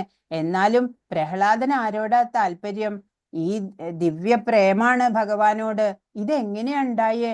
അങ്ങനെ അപ്പോ നാരദര് പറയാണ്, തന്റെ സഹോദരനായിട്ടുള്ള ആ ഹിരണ്യാക്ഷനെ ഭഗവാനാൽ കൊല്ലപ്പെട്ടു ഹിരണ്യാക്ഷൻ. അപ്പോഴാണ് ഈ ഹിരണ്യകശിപു ക്രുദ്ധനായി, എന്റെ സഹോദരനെ വധിച്ച ആ വിഷ്ണു ഉണ്ടല്ലോ, ആ വിഷ്ണുവിന്റെ മാറു കുത്തിപ്പിളർന്നിട്ട് ആ രക്തം കൊണ്ടുവേണം എന്റെ സഹോദരന് തർപ്പണം ചെയ്യാൻ എന്ന് പറഞ്ഞിട്ട് സ്വതവേ ദേവന്മാരെ നശിപ്പിക്കാനാണ് പ്രവണത അല്ലെ അസുരർക്ക്. അതിക്രൂരന്മാരാണ് ഇവര്. അപ്പോ മറ്റു ദേവന്മാരോടൊക്കെ പറഞ്ഞു നശിപ്പിക്കണം വിഷ്ണുവിനെ. അപ്പോ ഈ കൽപ്പനയും കൂടി കേട്ടപ്പോഴും മതാന്തരായിട്ട് ദേവന്മാരോടൊക്കെ കണ്ടമാനം ഉപദ്രവം തുടങ്ങി. അങ്ങനെ ഭയപ്പെട്ട് അവരൊക്കെ സ്വർഗം വിട്ടു ഓടുകയാണ്. അപ്പോ ഹിരണ്യകശിപു ആണെങ്കിലോ ഘോര തപസ്യ തുടങ്ങി. നമ്മൾ കണ്ടു അല്ലേ, 10,000 വർഷം. അപ്പൊ ദേവന്മാര് ഭയപ്പെട്ട് ബ്രഹ്മാവിനെ ശരണം പ്രാപിച്ചിട്ട് ഈ ഹിരണ്യകശിപുവിന്റെ സങ്കല്പം എന്താണ്? ഈ വിഷ്ണുവിനെ വധിക്കണം അല്ലെ. അപ്പൊ തങ്ങളുടെ സങ്കടം അറിയിച്ചു. ഞങ്ങൾക്ക് ഇവിടെ നിന്നും ഞങ്ങളുടെ സ്ഥലത്തൊന്നും താമസിക്കാൻ പറ്റാത്ത രൂപത്തിലാണ് ഇപ്പോ അക്രമങ്ങള് എന്ന് പറയാണ്. അങ്ങനെ ഭൃഗു ആദി മഹർഷികളോടൊക്കെ കൂടി ബ്രഹ്മാവ് ഹിരണ്യകശിപുവിന്റെ സമീപം അവിടെ ധ്യാനിച്ചിരിക്കണം അവിടെ ചെന്നു. അപ്പോഴാണ് ഇങ്ങനെ കാണുന്നത്, പിപീലികാദികളാലൊക്കെ ഭക്ഷിക്കപ്പെട്ട മാംസത്തോട് കൂടിയിട്ടാണ് ശരീരം ഇരിക്കണത്. അങ്ങനെ ഹിരണ്യകശിപുവിനെ ആ വാൽമീക തൃണാദികളാലെ പുല്ലും വാൽമീകത്താലൊക്കെ മറക്കപ്പെട്ട നിലയിൽ കാണുകയാണ്. ബ്രഹ്മാവന്നെ ആശ്ചര്യപ്പെട്ടു പോയി. പറഞ്ഞു, ഇത്രയും ഘോരമായിട്ട് തപസ്, ഹേ കശ്യപപുത്ര, അങ്ങ് ഈ ധന്യനായി തീർന്നു. തപസിദ്ധനായി തീർന്നിരിക്കുന്നു, എഴുന്നേറ്റോളൂ ഇനി എന്ന് പറയാണ്. സർവ്വ അഭീഷ്ടങ്ങളും പ്രദാനം ചെയ്യാം എന്ന് പറയാണ്. അങ്ങനെ കമണ്ഡലു ജലം എടുത്തിട്ട് പ്രോക്ഷിച്ചു. അങ്ങനെ ഉടൻ തന്നെ അങ്ങനെ വന്നപ്പോഴേ ഈ ഹിരണ്യകശിപുവിന്റെ ശരീരമൊക്കെ വജ്രം പോലെ ബലവത്തായി. അങ്ങനെ ദിവ്യ തേജസ്സോടെ ആ പുറ്റിന്റെ ഉള്ളിൽ നിന്ന് പുറത്തേക്ക് വരികയാണ്. അങ്ങനെ ബ്രഹ്മാവിനെ വന്ദിച്ചു സ്തുതിച്ചു. എന്താ വേണ്ടതെന്ന് ചോദിച്ചു. അപ്പൊ പറഞ്ഞു, അവിടുത്തെ സൃഷ്ടികളാല് ഒന്നും എനിക്ക് മൃത്യു വരാൻ പാടില്ല. അകത്തു വെച്ചോ പുറത്തു വെച്ചോ, പകലോ രാത്രിയോ, ഭൂമിയിലോ ആകാശത്തോ, മനുഷ്യരാലെയോ മൃഗങ്ങളാലെയോ ആയുധങ്ങൾ കൊണ്ടോ ഒന്നും എനിക്ക് മരണം ഉണ്ടാവാൻ പാടില്ല എന്ന് പറയാണ്. അപ്പോ ബ്രഹ്മാവ് പറഞ്ഞു, ഈ വരങ്ങളൊക്കെ ദുർലഭമാണ്. എന്നാലും ഇപ്പൊ എന്താ ചെയ്യാ, നിങ്ങൾ ഇത്ര ഘോര തപസ് ചെയ്തിട്ട് എന്നോട് ആവശ്യപ്പെട്ടതല്ലേ എന്ന് പറഞ്ഞിട്ട് തഥാസ്തു പറഞ്ഞിട്ട് അന്തർധാനം ചെയ്യുക. അതാണല്ലോ ഒരു രീതി. അങ്ങനെ അസുരൻ വരബലത്താലെ മത്തനായി. അങ്ങനെ ഭഗവാനിലും ഭക്തരിലും എല്ലാവരിലും വൈരം വർദ്ധിച്ചു. ഇന്ദ്രാദി ദേവന്മാരും ഋഷിമാരും ഒക്കെ ഇവനെ സ്തുതിക്കണം. ഹിരണ്യകശിപായ നമ എന്ന് പറഞ്ഞു സ്തുതിക്കണം. യജ്ഞങ്ങളൊക്കെ ഈ ഹിരണ്യകശിപുവിനെ ഉദ്ദേശിച്ചേ നടത്താവൂ. അങ്ങനെയായി ഗത്യന്തരം ഇല്ലാതെ ദേവന്മാരൊക്കെ ഭഗവാനെ ശരണം പ്രാപിച്ചു. അങ്ങനെ തന്നെ ആശ്രയിക്കുന്നവരെ ഒന്നും ഭഗവാൻ കൈവിടാറില്ല. അങ്ങനെ സമയാവുമ്പോ ശരിയാക്കാം എന്ന് പറയാണ്. ഹിരണ്യകശിപുവിന് 4 പുത്രരുണ്ടായി. അതിൽ പ്രഹ്ലാദനാണ് മഹാനായിട്ടുള്ള കുട്ടി. സുശീലനാണ്, സത്യനിഷ്ഠനാണ്, അല്ലെ, ജിതേന്ദ്രിയനാണ്, പരമഭാഗവതനായിട്ടാണ് വളരുന്നത്. ഏത് പ്രവൃത്തി ചെയ്യുമ്പോഴും മനസ്സ് ഭഗവാനിലാണ് രമിക്കുക. പ്രഹ്ലാദന്റെ ഈ ഭഗവത് പ്രേമം അത് ഹിരണ്യകശിപുവിന്റെ ദേഷ്യത്തിന് കാരണമായി. ഗുരുകുലത്തിൽ അയച്ചു. പ്രഹ്ലാദൻ പഠിച്ചത് എന്താണ് എന്ന് വരുമ്പോ ചോദിക്കുകയാണ് പിതാവ്. അപ്പൊ വന്നിച്ചുകൊണ്ട് പറയാണ്, ഭഗവാന്റെ ലീലകൾ ശ്രവിക്കണം അച്ഛാ, അവിടുത്തെ ആ തിരുനാമങ്ങള് ഉച്ചരിക്കണം, അവിടുത്തെ ദിവ്യമംഗളമായിട്ടുള്ള രൂപം ഉണ്ടല്ലോ ആ രൂപം സ്മരിക്കണം. അങ്ങനെ ദാസഭാവത്തില് ഭഗവാനെ ഉപചരിക്കണം. നമ്മള് മനസ്സുകൊണ്ടും പുഷ്പങ്ങൾ കൊണ്ടും ഒക്കെ ആരാധിക്കണം. അങ്ങനെ ആ ശ്രീപാദങ്ങളിലൊക്കെ നമസ്കരിക്കണം, വന്ദിക്കണം. എല്ലാ കർമ്മങ്ങളും ഭഗവാനായിക്കൊണ്ട് അർപ്പിക്കണം. അങ്ങനെ ഒരു സുഹൃത്തിനെ പോലെ നമ്മള് വിശ്വസിക്കണം. ആ ചിദാനന്ദമൂർത്തി ഉണ്ടല്ലോ, ആ ചിദാനന്ദമൂർത്തിയിൽ നമ്മള് ആത്മാർപ്പണം ചെയ്യണം. അങ്ങനെ 9 തരം ഭക്തി സാധനകള് ഓടുകൂടി ആ ഭഗവാനില് ദിവ്യപ്രേമം സമ്പാദിക്കണം. അതാണ് സർവശ്രേഷ്ഠമായിട്ടുള്ളത് എന്നൊക്കെ അങ്ങോട്ട് പ്രസംഗിക്കാൻ തുടങ്ങിയപ്പോ ക്രുദ്ധനായിട്ടുള്ള ഹിരണ്യകശിപു ഗുരുക്കന്മാരെ ഒക്കെ വിളിച്ച് താക്കീത് ചെയ്തു. ഇതാണോ നിങ്ങളിപ്പോ ഇത്രയും കാലം കുട്ടിയെ പഠിപ്പിച്ചത് എന്ന് ചോദിക്കാണ്. അപ്പൊ ഞങ്ങളൊന്നും ഇത് പറഞ്ഞു കൊടുത്തിട്ടില്ല എന്ന് അവര് പറഞ്ഞു.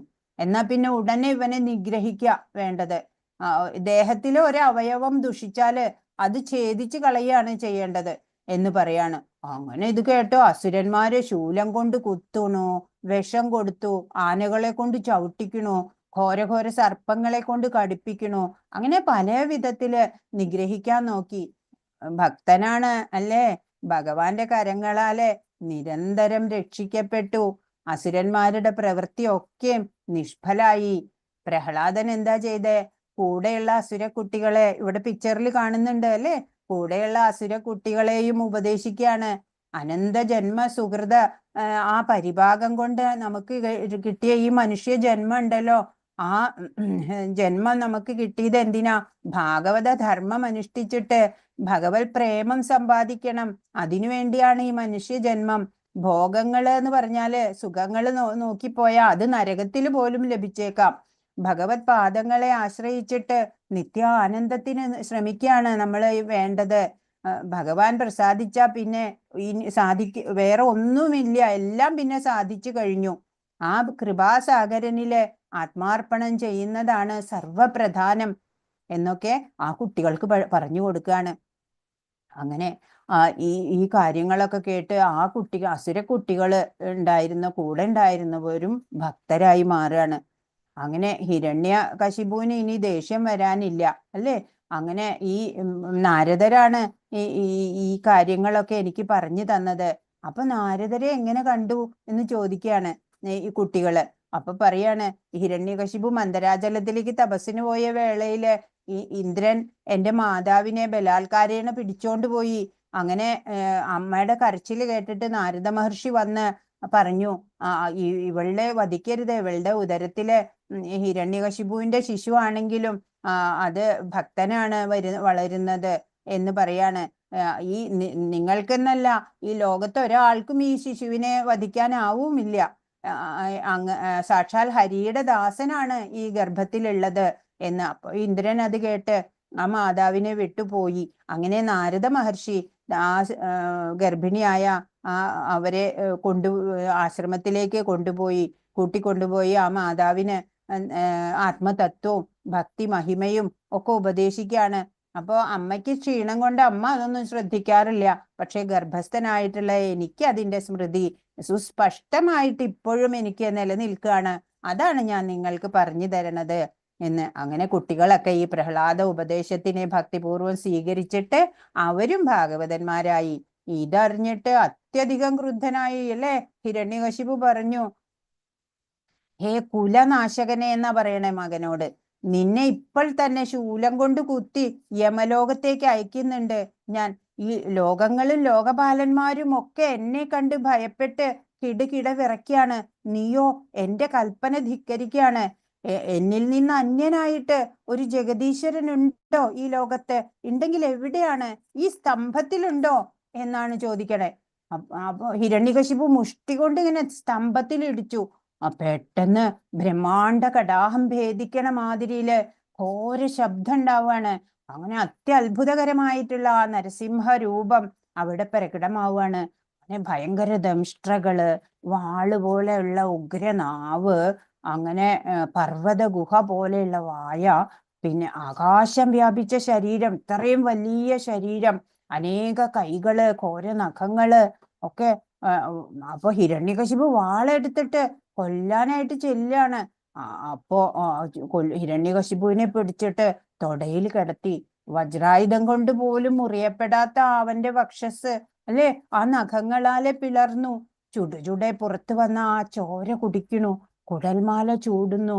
ഘോര അട്ടഹാസം മുഴക്കുന്നു. ലോകമെല്ലാം കിടുകിട വിറയ്ക്കാണ് അല്ലേ. പ്രഹ്ലാദൻ ഭയയില്ല പ്രഹ്ലാദന്. ആ പാദപങ്കജങ്ങളിലെ സാഷ്ടാംഗം പ്രണമിച്ചു. ആ മഹാഭക്തനെ ഭഗവാൻ വാരിയെടുത്ത് മാറോടണച്ചു.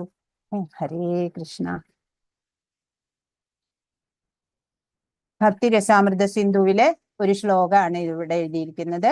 അധ ശ്രീകൃഷ്ണനാമാദി ന ഭവേദ് ഗ്രാഹ്യമിന്ദ്രിയൈ സേവോന്മുഖേ ഹി ജിഹ്വാദൗ സ്വയമേവ സ്ഫുരത്യതാ.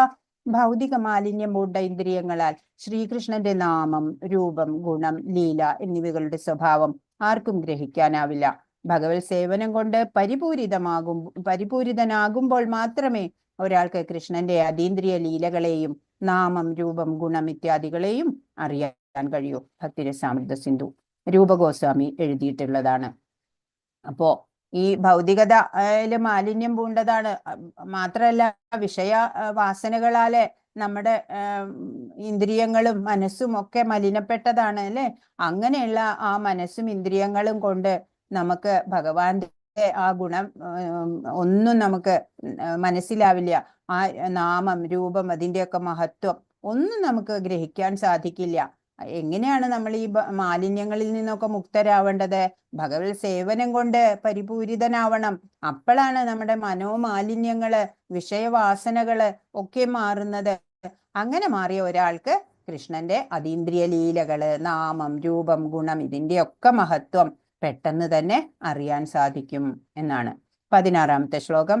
നാത്യസ്നസ്തു യോഗോസ്തി ന ജൈകാന്ത മനശ്നത ന ജാതി സ്വപ്നശീലസ്യ ജാഗ്രതോ നൈവചാർജുന.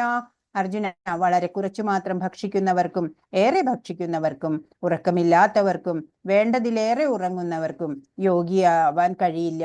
എല്ലാം മിതമായിട്ടേ പാടുള്ളൂ. അധികം ആയിട്ട് ഒന്നും പാടില്ല. ഒരുപാട് ഭക്ഷണം കഴിച്ചാൽ ഇതേപോലെ ഉണ്ടാവും അല്ലേ. അതുപോലെ വെജിറ്റേറിയൻ ഫുഡൊക്കെ കഴിച്ചാൽ നല്ല സ്ലിം ആൻഡ് ട്രിം ആയിട്ട് ഇരിക്കാം. അപ്പൊ ശരീരത്തിനെ ക്ലേശിപ്പിച്ചിട്ടൊന്നും നമ്മൾ ഒരു യോഗമുറയായാലും അതുപോലെ ആഹാരശീലങ്ങളായാലും ഒന്നും ചെയ്യേണ്ടതില്ല. ലഘുവായിട്ടുള്ള സാത്വിക ആഹാരം നമുക്ക് ഇഷ്ടം പോലെ കഴിക്കാം അല്ലേ. വെജിറ്റബിൾ, ഫ്രൂട്ട്, പാലുൽപ്പന്നങ്ങള് അങ്ങനെയൊക്കെ നമുക്ക് ആരോഗ്യകരമായിട്ട് ഭക്ഷണം കഴിക്കാം, മിതമായിട്ട്. അതും കൃഷ്ണന് നിവേദിച്ചു വേണം കഴിക്കാൻ, അല്ലെങ്കിൽ പാപമാണ്. ഒരു ദിവസം നമുക്ക് 6 മണിക്കൂർ ഉറങ്ങിയാൽ മതി. കുട്ടികളൊക്കെ 8 മണിക്കൂർ ഉറങ്ങിക്കോട്ടെ. അല്ലാതെ അത് അമിതമായിട്ട് ഉറക്കവും വേണ്ട, അമിതമായിട്ട് ആഹാരവും നമുക്ക് ആവശ്യമുള്ളതല്ല.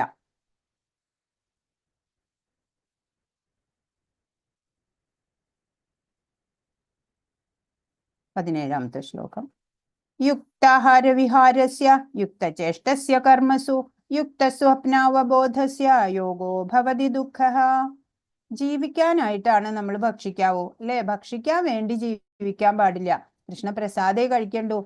വാക്കില്, കർമ്മത്തില്, ഉറക്കത്തിലാണെങ്കിലും ഉണർന്നിരിക്കുമ്പോഴും എപ്പോഴും ഏത് ശാരീരിക പ്രവർത്തനത്തിലും എല്ലാത്തിലും നിയന്ത്രണം ഉണ്ടാവുക. അപ്പൊ അങ്ങനെ വന്നാൽ നമുക്ക് ഭൗതിക ദുഃഖങ്ങൾ ഉണ്ടാവില്ല.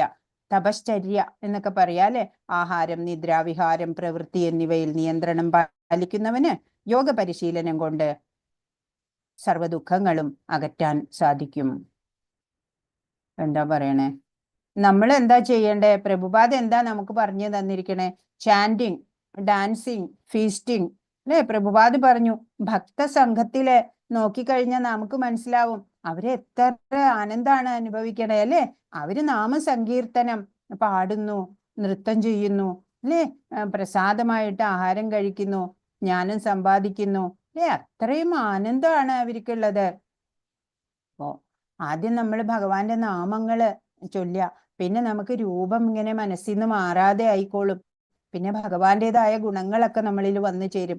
പിന്നെ ഭഗവത് ലീലകളൊക്കെ കേൾക്കുക, കീർത്തിക്കുക, ഓർക്കുക ഒക്കെ ചെയ്യുക.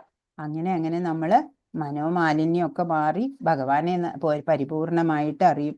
ഇത് നമ്മളിപ്പോ പറഞ്ഞ കഥയാണ്. ഇവിടെയാണ് അതിന്റെ പിക്ചർ ഉള്ളത്, നരസിംഹ മൂർത്തി. ഹരേ കൃഷ്ണ. 30ാമത്തെ ശ്ലോകം. യോ മാം പശ്യതി സർവത്ര സർവം ച മയി പശ്യതി തസ്യാഹം ന പ്രണശ്യാമി സച മേ ന പ്രണശ്യതി. എവിടെയും ഞാൻ കുടികൊള്ളുന്നതായും എല്ലാം എന്നിൽ അടങ്ങുന്നതായും കാണുന്നവന് ഞാൻ ഒരിക്കലും നഷ്ടപ്പെടുകയില്ല, എനിക്ക് അവനും നഷ്ടപ്പെട്ടു പോവില്ല. അപ്പോ യഥാർത്ഥ യോഗ പദ്ധതി ഭഗവാൻ ഇവിടെ പറഞ്ഞു തരുന്നുണ്ട്. അപ്പോ യോഗ ആൻഡ് ഭോഗ, അത് തമ്മിൽ എന്താ വ്യത്യാസമുള്ളത്? യോഗ എന്ന് പറഞ്ഞാല് പുട്ടിങ് ഗോഡ് ഇൻ ഓൾ കർമ്മ, എല്ലാ കർമ്മം എല്ലാത്തിലും ഭഗവാനെ കണക്ട് ചെയ്യുക, അതാണ് യോഗ. ഭോഗ എന്ന് പറഞ്ഞാലോ, ഭോഗ സെൽഫ് എൻജോയ്മെന്റ് മാത്രാണ്, അല്ലേ? അപ്പൊ യോഗയാണ് നമ്മൾ വേണ്ടത്, അല്ലെ? എല്ലാത്തിലും ഭഗവാൻ സെൻട്രൽ പോയിന്റിൽ ഭഗവാനാണ് വേണ്ടത്. അപ്പൊ യഥാർത്ഥ ഭക്തന്റെ കണ്ണിൽ നിന്ന് ഭഗവാൻ ഒരിക്കലും മാറുന്നില്ല, മറയുന്നില്ല, അല്ലെ? പരമാത്മ സ്വരൂപേണ ഭഗവാനെ ഹൃദയത്തിൽ ദർശിക്കുന്ന യോഗിക്ക് ഇതേ അവസ്ഥയാണ്, അല്ലെ? ഭക്ത്യാമാം അഭിജാനാതി എന്നാണ് പറഞ്ഞിരിക്കണേ. ഭക്തിയിലൂടെ മാത്രമാണ് ഭഗവാനെ അറിയാൻ സാധിക്കുള്ളൂ എന്നാണ്. കൃഷ്ണാവബോധം ഉദിച്ച ഒരു വ്യക്തി ഭഗവാനെ എവിടെയും ദർശിക്കുന്നു, എല്ലാം കൃഷ്ണനിൽ അധിവസിക്കുന്നു എന്ന് കാണുന്നു. അങ്ങനെയുള്ള ഒരു വ്യക്തി ഭൗതിക പ്രകൃതിയുടെ ആവിഷ്കാരങ്ങളെയെല്ലാം കൃഷ്ണശക്തിയുടേതാണെന്ന് മനസ്സിലാക്കുന്നു. അതിനാൽ അവ ഓരോന്നും കാണുമ്പോഴും അയാൾ കൃഷ്ണനെ കുറിച്ച് ബോധവാനാണ്. കൃഷ്ണനെ കൂടാതെ ഒന്നിനും നിലനിൽക്കാനാവില്ല. കൃഷ്ണനാണ് എല്ലാത്തിൻ്റെയും നാഥൻ. ഇതാണ് കൃഷ്ണാവബോധത്തിന്റെ മൗലിക സിദ്ധാന്തം. എന്താണ് നമ്മൾ മനസ്സിലാക്കേണ്ടത്? ഭഗവാനെ കൂടാതെ ഒന്നിനും നിലനിൽക്കാനാവില്ല. നമ്മുടെ ഒരു വിരൽ അനക്കണമെങ്കിൽ പോലും ഭഗവത് പ്രസാദം ഉണ്ടാവണം. അപ്പൊ കൃഷ്ണനാണ് എല്ലാത്തിൻ്റെയും നാഥൻ. നമ്മൾക്കൊരു കഴിവുമില്ല. നമ്മൾ ചിലവരൊക്കെ വിചാരിക്കും, അല്ലേ, ഞാൻ അത് ചെയ്തു, ഞാനാണ് എല്ലാം എന്നൊക്കെ വിചാരിക്കും. അതൊന്നും ശരിയല്ല. അപ്പോ എവിടെയും ആ കൃഷ്ണാവബോധം ഉള്ള ഒരു ഭക്തൻ എല്ലായിടത്തും ഭഗവാനെയാണ് ദർശിക്കുക, അല്ലെ? എല്ലാം കൃഷ്ണനിലാണ് അധിവസിക്കണേ എന്ന് ആ ഭക്തനറിയാം. അപ്പൊ എല്ലാം ഇവിടെ കാണുന്ന എല്ലാം നമുക്കുള്ള കഴിവുകള് എല്ലാം കൃഷ്ണശക്തി കൊണ്ടാണ് തന്നെയാണ് പ്രവർത്തിക്കുന്നത്. അങ്ങനെ ആ ആള് എപ്പോഴും കൃഷ്ണനെ കുറിച്ച് ബോധവാനാണ്. അതാണ് കൃഷ്ണാവബോധം. ഇത് ബ്രഹ്മസംഹിതയിലെ ഒരു ശ്ലോകമാണ്. പ്രേമാഞ്ജന ചുരിത ഭക്തി വിലോചനേന സദൈവ ഹൃദയേഷു വിലോകയന്തി യം ശ്യാമസുന്ദരമചിന്യ ഗുണസ്വരൂപം ഗോവിന്ദമാദിപുരുഷം തമഹം ഭജാമി. ഭക്തന്റെ പ്രേമാഞ്ജനം എഴുതിയ കണ്ണുകൾക്ക് എപ്പോഴും ദൃശ്യനായിട്ടുള്ള ആദിപുരുഷനായ ഗോവിന്ദനെ ഞാൻ ഭജിക്കുന്നു. ഭക്തഹൃദയത്തിൽ അത്രേ തന്റെ ശാശ്വതമായ ശ്യാമസുന്ദര രൂപത്തിൽ അവിടുന്ന് വാഴുന്നത്. ഇപ്പോ പ്രേമാഞ്ജനം എന്ന് പ്രേമഭക്തിയാകുന്ന ആ കൺമഷി ഉണ്ടല്ലോ, അത് എഴുതണം കണ്ണില്. പ്രേമ ഭക്തി ഉണ്ടാവണം. അങ്ങനെയുള്ള കണ്ണുകളോട് കൂടിയിട്ട് നോക്കണം ഭഗവാനെ. ആദിപുരുഷനായിട്ടുള്ള ആ ഗോവിന്ദനെ അപ്പോഴാണ് നമുക്ക് കാണാൻ പറ്റുക. പ്രേമഭക്തി ഉള്ളവർക്ക് ഭഗവാൻ ദൃശ്യനായിരിക്കും. അങ്ങനെയുള്ള ഗോവിന്ദനെ ഞാൻ ഭജിക്കുന്നു. അങ്ങനെ ഭക്തഹൃദയത്തിലാണ് തന്റെ ശാശ്വതമായ ശ്യാമസുന്ദര രൂപത്തില് ഭഗവാൻ വാഴുന്നത് എന്നാണ്. ഭഗവാൻ എവിടെയാ വാഴുന്നത്? ഒരിക്കല് സമയമുണ്ടോന്ന് അറിയില്ല, പറയാം. ഒരിക്കല് ഭഗവാൻ ഇങ്ങനെ വെറുതെ ചുമ്മാ സല്ലാപം ചെയ്തുകൊണ്ടിരിക്കുകയാണ്, സംവാദം അർജുനനായിട്ട്. അപ്പൊ അർജുനൻ ചോദിച്ചു, ഭഗവാനെ, ഈ ലോകത്തിലെ ഏറ്റവും മഹത്തായത്, ഏറ്റവും വലുത് ഏതാണ് എന്ന് ചോദിക്കുകയാണ്.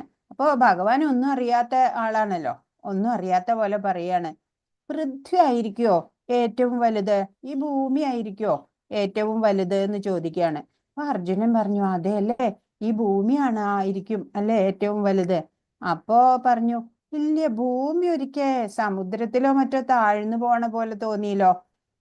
അപ്പൊ പിന്നെ സമുദ്രമായിരിക്കും വലുത് അല്ലേ എന്ന് അർജുനൻ ചോദിച്ചു. അപ്പൊ പറഞ്ഞു, ഈ സമുദ്രത്തിനെ ഒരിക്കൽ ഈ അഗസ്ത്യ ഋഷി കുടിച്ചു വറ്റിക്കുകയുണ്ടായിണ്ടല്ലോ എന്ന് ഭഗവാൻ. അപ്പോ പറഞ്ഞു, അപ്പോഴ അഗസ്ത്യ മുനിയാണോ ഏറ്റവും വലുത് എന്ന് അർജുനൻ.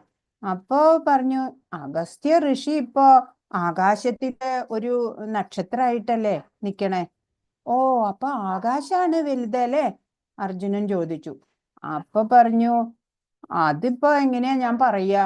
ഞാന് ഒരിക്കൽ വാമനാവതാരം എടുത്തപ്പോഴ് കാലിന്റെ ഒരു അടി കൊണ്ട് ആകാശമൊക്കെ ഭൂമിയൊക്കെ അളന്നതായിട്ട് തോന്നുന്നുണ്ട്. അപ്പൊ പറഞ്ഞു, അപ്പൊ പിന്നെ അങ്ങാണല്ലേ ഏറ്റവും വലുത് എന്ന് ചോദിക്കുകയാണ് അർജുനൻ.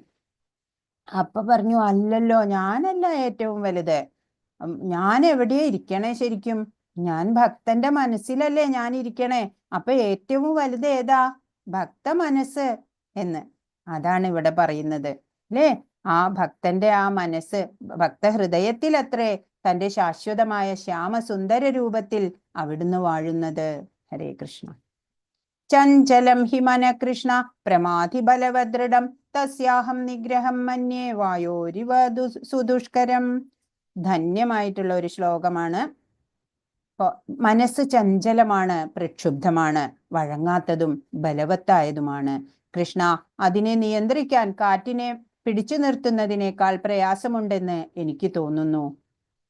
അർജുനൻ പറയാണ്,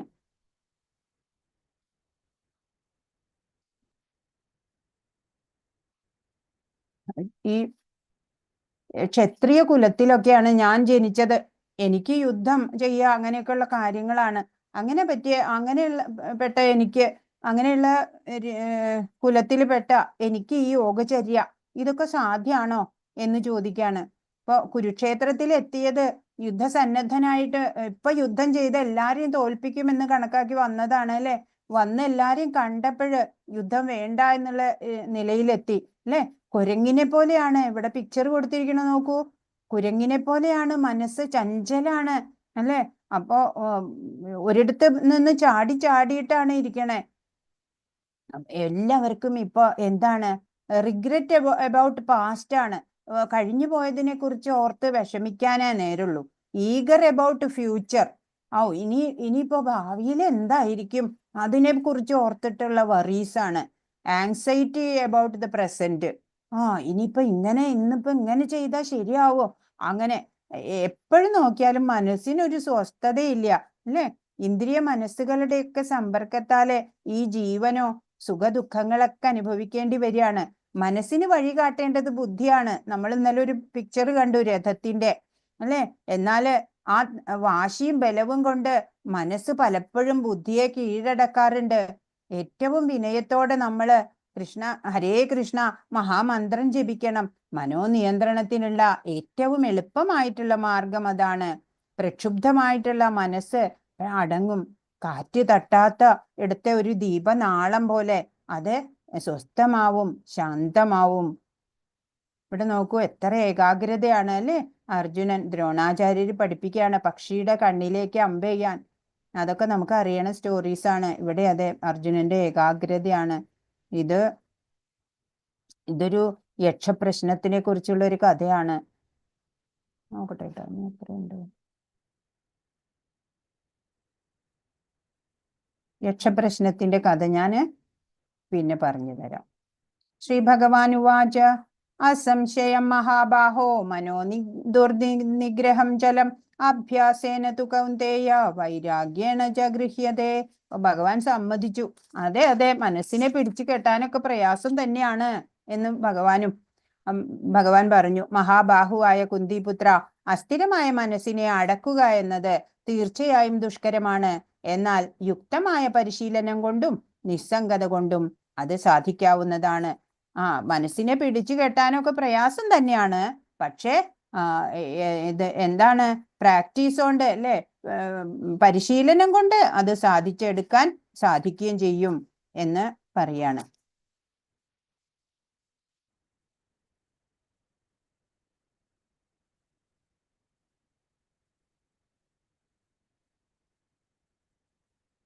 പുതിയ കാര്യങ്ങൾ നമുക്ക് പഠിച്ചെടുക്കാൻ വളരെ പ്രയാസം ഉണ്ടാവും. പരിശീലനം കൊണ്ടാണെങ്കിൽ മെല്ലെ മെല്ലെ അത് സാധ്യമാവും ചെയ്യും. അപ്പൊ മനസ്സിനെ നിയന്ത്രിക്കുക എന്ന് പറഞ്ഞാല് പരമാത്മാവില് മനസ്സുറപ്പിക്കുക, ബ്രഹ്മചര്യവ്രതം, ഏകാന്തവാസം, അതൊക്കെ നമുക്ക് അങ്ങനെ ശീലിച്ചെടുക്കാം. അങ്ങനെ കൃഷ്ണാവബോധം കൊണ്ട് തന്നെ നമ്മള് ബാക്കിയുള്ള നവവിധ ഭക്തി സാധനകളുടെ ഗുണം നമുക്ക് കിട്ടും. ഈ കഥാശ്രവണം അതുകൊണ്ട് തന്നെ നമ്മൾക്ക് പലപ്പോഴും പല സംശയങ്ങളൊക്കെ നീങ്ങി പോകാറുണ്ട്. അപ്പൊ നമ്മൾ ചെയ്യേണ്ടത് എന്താണ്? ഈ അധികം അഷ്ടാംഗ യോഗ പ്രാക്ടീസ് ഒന്നും നടന്നില്ലെങ്കിലും ഹരേ കൃഷ്ണ മഹാമന്ത്രം ജപിക്കുക, ABCD ഫോർമുല അത് ഫോളോ ചെയ്യുക അല്ലെ. 4 യമനിയമങ്ങളുണ്ട്, ശ്രീല പ്രഭുപാദ് നമുക്ക് പറഞ്ഞു തന്നു. അതൊക്കെ നമ്മൾ അനുസരിക്കുക. അങ്ങനെയൊക്കെ ചെയ്തിട്ട് നമുക്ക് കൃഷ്ണാവബോധത്തോടെ എല്ലാ ഗുണങ്ങളും കൈവരിക്കാൻ സാധിക്കട്ടെ. അപ്പോൾ ആത്മീയ വികസനത്തിന്റെ ഒരു ഗോവണി ഒക്കെ കാണിക്കുന്നുണ്ട് ഇവിടെ. എന്താണ് ഈ കർമ്മകാന്ഡം നമ്മൾ ഇന്നലെ കണ്ടു അല്ലെ. ആനിമൽ ലൈഫ്, കർമ്മകാന്ഡം, അങ്ങനെ കയറി കയറി നമ്മൾ ഭാവഭക്തി പ്രേമഭക്തിയിലൊക്കെ എത്തുന്നത് നമ്മൾ കണ്ടു. 41-ാമത്തെ ശ്ലോകം. പ്രാപ്യ പുണ്യകൃതാം ലോകാനുഷിത്വാ ശാശ്വതീ സമാ ശുചീനാം ശ്രീമതാം ഗേഹേ യോഗഭ്രഷ്ടോഭിജായതേ. യോഗത്തിൽ പരാജിതനാകുന്നയാൾ പുണ്യം ചെയ്തവർക്കായുള്ള ഉപരിലോകങ്ങളിൽ ആനന്ദം അനുഭവിച്ചുകൊണ്ട് അസംഖ്യം സംവത്സരങ്ങൾ വാണതിനു ശേഷം നീതിനിഷ്ഠയുള്ള പുണ്യാത്മാക്കളുടെയോ ധനികരുടെയോ കുടുംബങ്ങളിൽ വീണ്ടും പിറക്കുന്നു. അപ്പോൾ ഇനിയിപ്പോ നമ്മൾ യോഗയൊക്കെ പ്രാക്ടീസ് ചെയ്തു, അതിന്റെ പരിപൂർണതയിലൊന്നും എത്തിക്കാൻ നമുക്ക് സാധിച്ചില്ല വിചാരിക്കുക. അങ്ങനെ വന്നാലും നമ്മൾ വിഷമിക്കേണ്ട കാര്യമില്ല. അപ്പൊ നമുക്ക് കുറെയൊക്കെ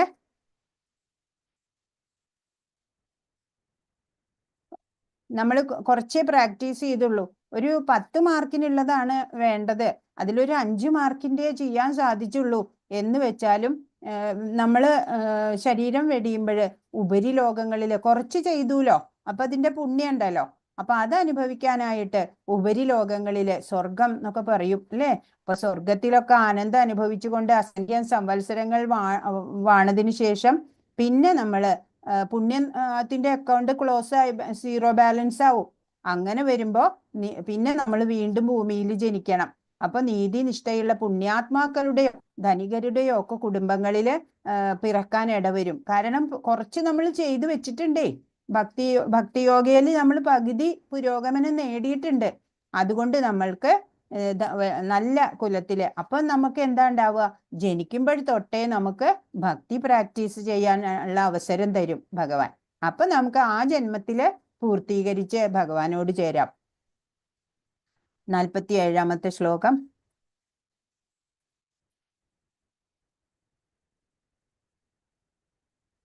യോഗിനാമപി സർവേഷാം മദ്ഗതേനാന്തരാത്മന ശ്രദ്ധാവാൻ ഭജതേയോ മാം സമേയുക്തതമോ മത. പൂർണ്ണ വിശ്വാസത്തോടെ എപ്പോഴും എന്നിൽ തന്നെ നിലകൊള്ളുകയും എന്നെ തന്നെ ധ്യാനിച്ചുകൊണ്ട് പ്രേമപൂർവ്വം എന്റെ ദിവ്യ സേവനത്തിൽ ഏർപ്പെട്ടുകൊണ്ടിരിക്കുകയും ചെയ്യുന്നവനാണ് എല്ലാ യോഗികളിലും വെച്ച് അത്യുത്തമ യോഗിയും എന്നോട് ദൃഢതമമായി യോഗത്തിൽ ബന്ധപ്പെട്ടിരിക്കുന്നവനും. ഇതാണ് എൻ്റെ അഭിപ്രായം. ഭഗവാൻ ഡിക്ലെയർ ചെയ്യാണ്. എന്താ ഡിക്ലെയർ ചെയ്തേ? ഈ എല്ലാ യോഗികളിലും വെച്ച് യോഗിനാം അഭി സർവേഷാം ഏറ്റവും നല്ല ഉത്തമനായിട്ടുള്ളത് ആരാണ്? എപ്പോഴും എന്നിൽ തന്നെ പൂർണ്ണ വിശ്വാസത്തോടെ നിലകൊള്ളുക, എന്നെ തന്നെ ധ്യാനിച്ച് പ്രേമപൂർവ്വം എൻ്റെ ദിവ്യ സേവനത്തിൽ ഏർപ്പെടുക, അങ്ങനെ ചെയ്യുന്നവനാണ് ഉത്തമ യോഗി. എന്നോട് ദൃഢതമമായി യോഗത്തിൽ ബന്ധപ്പെട്ടിരിക്കുന്നവനും ഇങ്ങനെയുള്ള യോഗി തന്നെയാണ്. ഇതാണ് എൻ്റെ അഭിപ്രായം. യുക്തതമോ മത, എൻ്റെ മതാണ് ഇങ്ങനെ. മേ മത എന്നാണ് പറയണേ ഭഗവാൻ. എൻ്റെ അഭിപ്രായം ഇതാണ് എന്ന് ഡിക്ലെയർ ചെയ്തു ഭഗവാൻ. അപ്പൊ സത്യയുഗം നമുക്കറിയാം, ധ്യാനമാണ് സത്യയുഗത്തിൽ ഉണ്ടായിരുന്നത്. ലക്ഷക്കണക്കിന് ആയുസ്സായിരുന്നു അന്ന്. ത്രേതായുഗത്തിൽ യജ്ഞങ്ങളെ യാഗാദികളായിരുന്നു. അന്ന് 10,000കണക്കിനായിരുന്നു അന്നത്തെ ആയുർദൈർഘ്യം ഒരു മനുഷ്യന്റെ. അത് കഴിഞ്ഞ് ദ്വാപരയുഗത്തില് ടെമ്പിൾ വർഷിപ്പായിരുന്നു. അവിടെ 1000കണക്കിന് ഒക്കെ ആയിരുന്നു അന്നത്തെ ആയുർദൈർഘ്യം. അത് കഴിഞ്ഞ് കലിയുഗം വന്നു. അവിടെ ഇപ്പൊ കുറച്ചേ ഉള്ളൂ അല്ലെ ആയുസ്, 100 വർഷം മാക്സിമം ഉള്ളൂ. അപ്പോഴവിടെ ഏറ്റവും എളുപ്പമാക്കി അല്ലെ ഭഗവത് സാക്ഷാത്കാരം ഏറ്റവും എളുപ്പത്തിലുള്ള ഒരു രീതിയാക്കി മാറ്റി തന്നു ഭഗവാൻ. ഹരിനാമ സങ്കീർത്തനം അത് മാത്രമേ ആവശ്യമുള്ളൂ. ഹരിനാമ സങ്കീർത്തനം കൊണ്ട് തന്നെ നമുക്ക് സായുജ്യമടയാം അല്ലെ, ബ്രഹ്മഭൂത സ്ഥിതിയിലാവാം. അപ്പോ ഭഗവാൻ കൃഷ്ണൻ 5000 വർഷം മുമ്പ് ഭഗവത്ഗീത പറഞ്ഞു. ജീവിതം എങ്ങനെ സഫലമാക്കാം എന്നുള്ളതിന് സാധ്യമായിട്ടുള്ള ശരിയായ മാർഗം പറഞ്ഞു തന്നു നമുക്ക്. എന്നാലോ ധാമത്തിലേക്ക് ഭഗവാൻ മടങ്ങിപ്പോയി അല്ലെ, സ്വർഗാരോഹണം ഭഗവാന്റെ എന്നൊക്കെയാ പറയാ. അപ്പോ കലിയുഗത്തിൽ എങ്ങനെയാണ്? ആളുകൾ മടിയരായിരിക്കും, അസ്വസ്ഥര്, ഏകാഗ്രതയൊന്നും ഉണ്ടാവില്ല അവർക്ക് എങ്ങനെയാണ് ഈ ഭഗവത്ഗീതയുടെ സന്ദേശമൊക്കെ ഉൾക്കൊണ്ട് അതൊക്കെ ജീവിതത്തില് പ്രായോഗികമാക്കാനാവുക? അതൊക്കെ ഡൗട്ട്ഫുൾ ആയിരുന്നു ഭഗവാന്. അങ്ങനെ ഭഗവാൻ വാത്സല്യ നിധിയാണ് അല്ലെ, നമ്മളെ ഒക്കെ ഭഗവത് ധാമത്തിലേക്ക് തിരിച്ചെത്തിക്കണം എന്ന് ഭഗവാൻ ആഗ്രഹിക്കുന്നുണ്ട്. അപ്പോഴ് അതിനായിട്ട് 500 വർഷം മുമ്പ് ശ്രീകൃഷ്ണൻ വീണ്ടും നവദ്വീപില് ശ്രീ ചൈതന്യ മഹാപ്രഭു ആയിട്ട് വന്നു. ചൈതന്യ മഹാപ്രഭുവിന്റെ ആ അവതാര ലീല നമ്മൾ ഒന്ന് സ്പർശിച്ചിരുന്നു അല്ലെ കഴിഞ്ഞ ദിവസങ്ങളില്. അപ്പോ ആ മഹാപ്രഭുവായിട്ട് വന്നു. പ്രായോഗിക തലത്തില് ഭക്തിയുത സേവനം ചെയ്യേണ്ടത് എങ്ങനെയാണ് എന്ന് നമുക്ക് കാട്ടിത്തന്നു. അപ്പൊ ഭഗവത്ഗീതയെ കുറിച്ച് പറഞ്ഞു തന്നു. ഭഗവത് സേവനം എങ്ങനെ ചെയ്യാമെന്ന് സ്വയം ചെയ്തു കാണിച്ചു തന്നു. ഏറ്റവും എളുപ്പവും മഹത്തായതുമായിട്ടുള്ള ആ നാമജപയജ്ഞം ഈ കലിയുഗത്തിലേക്കായിട്ട് നമുക്ക് പറഞ്ഞു തന്നു അല്ലേ. നാമസങ്കീർത്തനം ലോകത്തിൽ അധികം പേർക്കും ഇതറിയില്ല. ഇപ്പൊ ശ്രീകൃഷ്ണന്റെ മഹത്വം, അതുപോലെ തന്നെ ഹരേ കൃഷ്ണ മന്ത്രം, മഹാമന്ത്രം, ഇതൊക്കെ ആരാ പ്രചരിപ്പിച്ച്? ശ്രീല പ്രഭുപാദാണ് ലോകമെമ്പാടും പ്രചരിപ്പിച്ചു. അപ്പൊ ചൈതന്യ മഹാപ്രഭുവിന്റെ ദൗത്യമാണത്. ഇന്നിപ്പോ ഇസ്കോൺ വഴി പ്രചരിച്ചുകൊണ്ടിരിക്കുകയാണ് അല്ലെ. അർപ്പണ മനോഭാവത്തോടെ പ്രവർത്തിക്കുന്ന അനേകം വൈഷ്ണവരുടെ അശ്രാന്ത പരിശ്രമ ഫലമായിട്ടാണ് ഇസ്കോൺ ഇന്ന് കാണുന്ന നിലയില് പുരോഗമിച്ചത്, ഇപ്പോഴും പുരോഗമിച്ചു കൊണ്ടിരിക്കുന്നത്. അപ്പൊ നമുക്ക് വൃന്ദാവനം അത് ശരിയായി സെറ്റ് ചെയ്തു തന്നു അല്ലേ. ചൈതന്യ മഹാപ്രഭുവാണ്. ബ്രഹ്മസംഹിത കണ്ടെത്തി തന്നത് മഹാപ്രഭുവാണ്. അതുപോലെ നാമസങ്കീർത്തനം തന്നു. ഈ 3 ഉദ്ദേശങ്ങൾക്ക് വേണ്ടി ആയിരിക്കാം അല്ലേ ചൈതന്യ മഹാപ്രഭുവായിട്ട് ഭഗവാൻ കൃഷ്ണൻ ആ രാധാറാണിയുടെ വിപ്രലംഭ ഭാവത്തില് അല്ലെ ഭക്തനായിട്ട്, അല്ലാതെ അവതാരമായിട്ടല്ല. ശരിക്കും പറഞ്ഞാല് ഒരു ഗുപ്ത അവതാരാണ്, കരുണ അവതാരമാണ്. അല്ലാതെ ഈശ്വരനാണ് ഞാൻ എന്നുള്ള ഭാവത്തിലല്ല അല്ലെ, ഒരു ഭക്തന്റെ ഭാവത്തിലാണ് അവതരിച്ചത്. ഹരേ കൃഷ്ണ. ഇത് ഗുരുകുലത്തിലെ കുട്ടികള് ഭക്തി ചെയ്യാണ്, നാമജപം ചെയ്യാണ്. പ്രായമായിട്ട് റിട്ടയർ ചെയ്ത് 90 വയസ്സായിട്ടൊന്നും അല്ല ഭക്തി ചെയ്യേണ്ടത് അല്ലെ. കുട്ടിയായിരിക്കുമ്പോഴേ നമ്മള് ഭക്തിയിലേക്ക് കുട്ടികളെ പ്രാക്ടീസ് ചെയ്യിപ്പിക്കണം. ഹരേർനാമ ഹരേർനാമ ഹരേർനാമൈവ കേവലം കലോർനാസ്ത്യേവ നാസ്ത്യേവ നാസ്ത്യേവ ഗതിരന്യഥ. അപ്പോ ഇത് കലിസന്ധരണോപനിഷത്തിലുള്ള അല്ല, ഇത് നാരദീയ പഞ്ചരാത്രത്തിലുള്ളതോ മറ്റോ ആണ്, എനിക്ക് അറിയണില്ല കേട്ടോ, ഞാൻ മറന്നുപോയി, പറഞ്ഞുതരാം. ഇതിൽ എന്താ പറയണേ? ഹരേർ നാമ ഹരേർ നാമ ഹരേർ നാമൈവ കേവലം. കേവലം ഇത് മാത്രമേ ഒരു രക്ഷയുള്ളൂ നമുക്ക്. ഏത്? ഹരിനാമം. ഹരിനാമം മാത്രം. അത് പിന്നെയും സ്ട്രെസ് ചെയ്ത് പറയാല്ലേ പലവട്ടം, ആൾക്കാർക്ക് മനസ്സിലാവണം നല്ല പോലെ. കലോർ നാസ്തിയേവ നാസ്തിയേവ നാസ്തിയേവ ഗതിരന്യഥ. ഇതല്ലാതെ, ഈ ഹരിനാമം അല്ലാതെ മറ്റൊന്നുമില്ല ഗതി, മറ്റൊന്നുമില്ല ഗതി. അപ്പൊ നാമം മാത്രം, ഹരിനാമം ജപിച്ചോളൂ, എന്നിട്ട് സദ്ഗതി നേടൂ എന്നാണ്. അപ്പൊ ഇവിടെ എന്താ കാണിച്ചിരിക്കണേ? സ്റ്റെപ്പ് കയറിയിട്ടും വേണമെങ്കിൽ പോകാം, 10 നില കയറണം എന്നുണ്ടെങ്കിൽ സ്റ്റെപ്പിലൂടെ പോകണമെങ്കിൽ പോകാം, അതല്ലെങ്കിൽ എലിവേറ്റർ ഉപയോഗിച്ചിട്ട് അതിലും പോകാം. അപ്പൊ നമ്മള് എന്താ ചെയ്യാ? നമ്മൾ പ്രിഫർ ചെയ്യാ ഇതാണ് അല്ലെ. അപ്പൊ ഇത് ഭക്തി യോഗയാണ് ഏറ്റവും. അഷ്ടാംഗ യോഗ അതൊക്കെ പ്രാക്ടീസ് ചെയ്ത് ഉണ്ടാക്കാനൊക്കെ ഒരു കഠിനമാണ്, സാധാരണക്കാരെ കൊണ്ട് സാധ്യമല്ല. എന്നാ ഭക്തി യോഗ വളരെ സരളമാണ് അല്ലേ. അപ്പൊ നമ്മള് ആ ഭക്തി യോഗയിലൂടെയാണ് ഭഗവാനെ പ്രാപിക്കാൻ ശ്രമിക്കേണ്ടത്. ഇത് നമ്മുടെ ഇസ്കോൺ ഡിവോട്ടീസ് ഒക്കെ എത്ര സന്തോഷത്തിലാണ് അല്ലെ, ആനന്ദത്തില്. ഇപ്പോ ശാസ്ത്രീയമായ അടിസ്ഥാനങ്ങളുണ്ട് നാമജപത്തിന്. എല്ലാ ശാസ്ത്രങ്ങളും പറയുന്നുണ്ട് ഹരിനാമ ജപം അതാണ് എല്ലാ മുക്തിക്കും പ്രധാനമായി ചെയ്യുന്നത്. ചൈതന്യ മഹാപ്രഭു കലിയുഗത്തിൽ 500 വർഷങ്ങൾക്ക് മുമ്പ് അവതരിച്ചു, ഹരിനാമ സങ്കീർത്തനം പ്രചരിപ്പിച്ചു. ഹരേ കൃഷ്ണ. സ്പിരിച്വൽ റെഫറൻസസ് ഉണ്ട്. കലിയുഗത്തിന്റെ കാലഘട്ടത്തിൽ ആളുകൾ ദൈവത്തിന്റെ പരമോന്നത വ്യക്തിത്വത്തിന്റെ വിശുദ്ധ നാമങ്ങൾ ചൊല്ലണം പറഞ്ഞിട്ടുണ്ട്. നാരദീയ സംഹിത. സ്പിരിച്വൽ റെഫറൻസസ് എല്ലാ വേദ സാഹിത്യങ്ങളുടെയും തെരഞ്ഞെടുത്തതിനു ശേഷം ഹരേ കൃഷ്ണ മന്ത്രോച്ചാരണത്തെക്കാൾ ഈ കാലഘട്ടത്തിൽ മതത്തിന്റെ ഗംഭീരമായ ഒരു രീതി കണ്ടെത്താൻ കഴിയില്ല. കലി സന്തരണ ഉപനിഷത്തിൽ പറഞ്ഞേക്കണേ ഹരേ കൃഷ്ണ മഹാമന്ത്രാണ് ഏറ്റവും ഉത്തമമായത്. Spiritual references.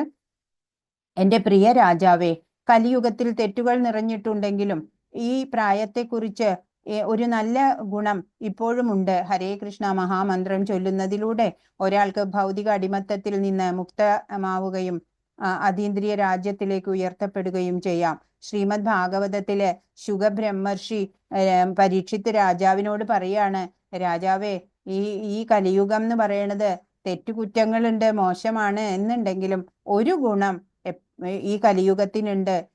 അതല്ലേ ദേവന്മാര് പോലും ഈ കലിയുഗത്തിൽ മനുഷ്യനായി ജനിക്കാൻ ഇച്ഛിക്കണു എന്ന് പറയണത്. ഹരേ കൃഷ്ണ മഹാമന്ത്രം ചൊല്ലുന്നതിലൂടെ തന്നെ ഈ ഭൗതികതയിൽ നിന്ന് മുക്തമായിട്ട് ആ ഭഗവത് ധാമത്തിലേക്ക് ഉയർത്തപ്പെടും എന്ന് ശ്രീ ശുക ബ്രഹ്മർഷി പരീക്ഷിത്ത് രാജാവിന് പറഞ്ഞതാണ്. Spiritual reference. യജ്ഞം. ഭഗവത്ഗീതയിൽ പറഞ്ഞിട്ടുണ്ട്, യജ്ഞാനാം ജപയജ്ഞോസ്മി, യജ്ഞങ്ങളില് തിരുനാമ ജപമാണ് ഞാൻ എന്ന്. എന്റെ ഭഗവാനെ, ദൈവത്തിന്റെ പരമോന്നത വ്യക്തിത്വമേ, അങ്ങയുടെ വിശുദ്ധ നാമത്തിൽ ജീവൻ സത്യയ്ക്ക് എല്ലാ ഭാഗ്യവുമുണ്ട്. അതിനാൽ അങ്ങേക്ക് ഗോവിന്ദ കൃഷ്ണ ഗോവിന്ദ എന്നിങ്ങനെ നിരവധി പേരുകളുണ്ട്. അങ്ങയുടെ എല്ലാ കഴിവുകളും ആ പേരുകളിൽ നിക്ഷേപിച്ചു. ഓർമ്മിപ്പിക്കുന്നതിനുള്ള കഠിന വേഗതയുള്ളതുമായ നിയമങ്ങളില്ല. ശിക്ഷാഷ്ടകത്തിൽ പറഞ്ഞിട്ടുള്ളതാണ്. ചൈതന്യ മഹാപ്രഭു എഴുതിയിട്ടുള്ള കൃതിയാണ് ശിക്ഷാഷ്ടകം. അതില് 8 ശ്ലോകങ്ങളിലൂടെ അദ്ദേഹം എല്ലാം പറഞ്ഞു തന്നിട്ടുണ്ട് നമുക്ക്. ചാൻഡ് ചെയ്യുമ്പോൾ, നാമം ജപിക്കുമ്പോൾ എന്തൊക്കെ ചെയ്യേണ്ടത്? ഹരേ കൃഷ്ണ മന്ത്രം ചൊല്ലാൻ തുടങ്ങുന്നതിന് മുമ്പ് പഞ്ചതത്വ മന്ത്രം ചൊല്ലണം. അപ്പൊ നമുക്ക് എന്തെങ്കിലും തെറ്റുകുറ്റങ്ങളൊക്കെ ഉണ്ടെങ്കിൽ ഈ ആചാര്യന്മാര് 5 പേര് അത് പൊറുക്കും. ജയ ശ്രീകൃഷ്ണ ചൈതന്യ പ്രഭു നിത്യാനന്ദ ശ്രീ അദ്വൈത ഗദാധര ശ്രീവാസാദി ഗൗര ഭക്തവൃന്ദ. നടുവില് ചൈതന്യ മഹാപ്രഭുവാണ് കൃഷ്ണനായിട്ട്, ഇത് നിത്യാനന്ദ പ്രഭുവാണ് ബലരാമായിട്ട്, ഇത് ശ്രീവാസ് ഠാക്കൂറാണ്, അല്ല അദ്വൈതാചാര്യനാണ്, അദ്ദേഹം വിഷ്ണുവും ശിവന്റെയും ഭാവത്തിലാണ്. ഇത് ഗദാധർ പണ്ഡിറ്റാണ് രാധാറാണിയുടെ ഭാവത്തില്. പിന്നെ ശ്രീവാസ് ഠാക്കൂറാണ് നാരദന്റെ അവതാരാണ്. അപ്പൊ മഹാമന്ത്രം ചൊല്ലുന്നതിനായി ചെയ്യേണ്ടത് മന്ത്രം ശ്രവിക്കുക, മന്ത്രം കേൾക്കാൻ, നമ്മൾക്കെങ്കിലും കേൾക്കാൻ ഉച്ചത്തിൽ വേണം നാമം ജപിക്കാന്. ചൊല്ലുന്നതിനായി ഓരോ പേരും വ്യക്തമായി ഹരേ കൃഷ്ണ രാമ എന്ന് ഉച്ചരിക്കണം. അല്ലാതെ സ്പീഡ് കൂട്ടാൻ വേണ്ടിയിട്ട് ഹരേ കൃഷ്ണ അങ്ങനെ ക്ലിയർ ഇല്ലാതെ ജപിക്കരുത്. എല്ലാ 16 വാക്കുകളും നല്ല വ്യക്തമായിട്ട് ഉച്ചരിക്കണം. ആദരവോടെ ഭക്തിയോടെ മന്ത്രിക്കുക. നിങ്ങൾക്ക് ഏത് സ്ഥലത്തും ജപം ചെയ്യാം. ഇരിക്കുകയോ നടക്കുകയോ ഏത് ദിശയിലും അഭിമുഖീകരിച്ച് നിങ്ങൾക്ക് ജപം ചെയ്യാം എന്ന് ചൊല്ലുന്നതിനായിട്ട് എപ്പോൾ വേണമെങ്കിലും മഹാമന്ത്രം ചൊല്ലാമെന്നിരുന്നാലും അതിരാവിലെ ബ്രഹ്മമുഹൂർത്തത്തിൽ മന്ത്രം ചൊല്ലാൻ ശുപാർശ ചെയ്യുന്നു. കുളിക്കുന്നതിന് മുമ്പോ ശേഷമോ നിങ്ങൾക്ക് ജപം ചെയ്യാം. മഹാമന്ത്രം ചൊല്ലുന്നതിന് എണ്ണം വെച്ച് മഹാമന്ത്രം ചൊല്ലുന്നത് ശുപാർശ ചെയ്യുന്നു. 108 മുത്തുകളുള്ള ഒരു മാലയിലാണ് മഹാമന്ത്രം ചൊല്ലുന്നത് നല്ലത്. ഹരേ കൃഷ്ണ മഹാമന്ത്രം ദിവസേന 108 തവണയെങ്കിലും ജപിക്കേണ്ടതാണ്. ഹരേ കൃഷ്ണ കൃഷ്ണ കൃഷ്ണ ഹരേ ഹരേ ഹരേ രാമ രാമ രാമ ഹരേ ഹരേ. ദിവസവും കുറഞ്ഞത് 108 തവണ ഒരു മാല ഈ മന്ത്രം ജപിക്കുന്നവൻ സാഫല്യമടയൂ. ജപിക്കൂ, ജന്മസാഫല്യമടയൂ. അതായത് ഒരു മാല ഒരു റൗണ്ട് ജപിക്കണം എന്നുണ്ടെങ്കിൽ മാക്സിമം ഒരു 10 മിനിറ്റേ വേണ്ടൂ. 7-8 മിനിറ്റിൽ നമുക്ക് തീർക്കാൻ സാധിക്കും. അത്രേ വേണ്ടൂ. അത്രയും സമയം നമ്മൾ ഒരു ദിവസം ഭഗവാന് വേണ്ടി നീക്കി വെക്കുക ജപത്തിനായിട്ട്. ഇനി ചെയ്യാൻ പാടില്ലാത്തത് എന്താണ്? മഹാമന്ത്രത്തിന്റെ ഒരു ഭാഗം മാത്രം ചൊല്ലരുത്. ഹരേ കൃഷ്ണ കൃഷ്ണ കൃഷ്ണ ഹരേ ഹരേ അങ്ങനെ വെച്ച് നിർത്തരുത്. ഹരേ രാമ രാമ രാമ ഹരേ ഹരേ കൂടുമ്പോൾ 16 വാക്ക് കൂടിയിട്ടാണ് ഒരു മന്ത്രം. ജപമാലയിലെ കൃഷ്ണ മുത്തിൽ മന്ത്രം ചൊല്ലരുത്. നടുവിൽ വലിയ ഒരു മുത്തുണ്ടാവും. അത് മേരു കൃഷ്ണ ബീഡ് അല്ലെങ്കിൽ മേരു ബീഡ് എന്നൊക്കെ പറയാം. അതിൽ മന്ത്രം ചൊല്ലാനുള്ളതല്ല. അത് നമ്മൾ ശ്രീകൃഷ്ണ ചൈതന്യ എന്ന് പറയില്ലേ, അത് പറയാൻ വേണ്ടിയിട്ട് ഉപയോഗിക്കാം. അല്ലാതെ പുസ്തകമോ പത്രമോ വായിക്കുമ്പോൾ ഒരാൾ മന്ത്രം ചൊല്ലരുത്. TV, മൊബൈൽ എന്നിവ കാണുമ്പോൾ ഒരാൾ മന്ത്രം ചൊല്ലരുത്. മൾട്ടി ടാസ്കിങ് വേണ്ട. നാമജപത്തിന്റെ ഗുണങ്ങള് ഇപ്പോൾ യഥാർത്ഥ സന്തോഷം, മനസ്സമാധാനം. കണ്ടോ, ഈ ഡിവോട്ടീസിനെയൊക്കെ നോക്കൂ, എത്ര ആനന്ദത്തിലാണ് അവര്. ജ്ഞാനോദയം ഉണ്ടാവും. ഭഗവാൻ അറിവ് വെളിപ്പെടുത്തി തരും ഭഗവാനെ കുറിച്ച് തന്നെ. കൂട്ടമായിട്ടോ ഇരുന്നിട്ടോ നാമസങ്കീർത്തനമായിട്ട് തെരുവിലൂടെയോ എവിടെ വേണമെങ്കിലും ഒറ്റയ്ക്കോ എപ്പോഴും വേണമെങ്കിലും നമുക്ക് നാമം ജപിക്കാം. ഉത്കണ്ഠയിൽ നിന്നുള്ള സ്വാതന്ത്ര്യം, സ്ട്രെസ് ഒന്നും പിന്നെ നമ്മളെ ബാധിക്കില്ല എന്നാണ്. സർവം ശ്രീകൃഷ്ണാർപ്പണമസ്തു. വാഞ്ചാകൽപതരുഭ്യശ്ച കൃപാസിന്ധുഭ്യേവ ച പതിതാനാം പാവനേഭ്യോ വൈഷ്ണവേഭ്യോ നമോ നമഃ. അനന്തകോടി വൈഷ്ണവ വൃന്ദ കി ജയ്. ശ്രീല പ്രഭുപാദ് കി ജയ്. ഗുരു മഹാരാജ് കി ജയ്. ഹരേ കൃഷ്ണ. എല്ലാവർക്കും നന്ദി. അപ്പോൾ എന്തെങ്കിലും സംശയം ഉണ്ടെങ്കിൽ ചോദിക്കൂ.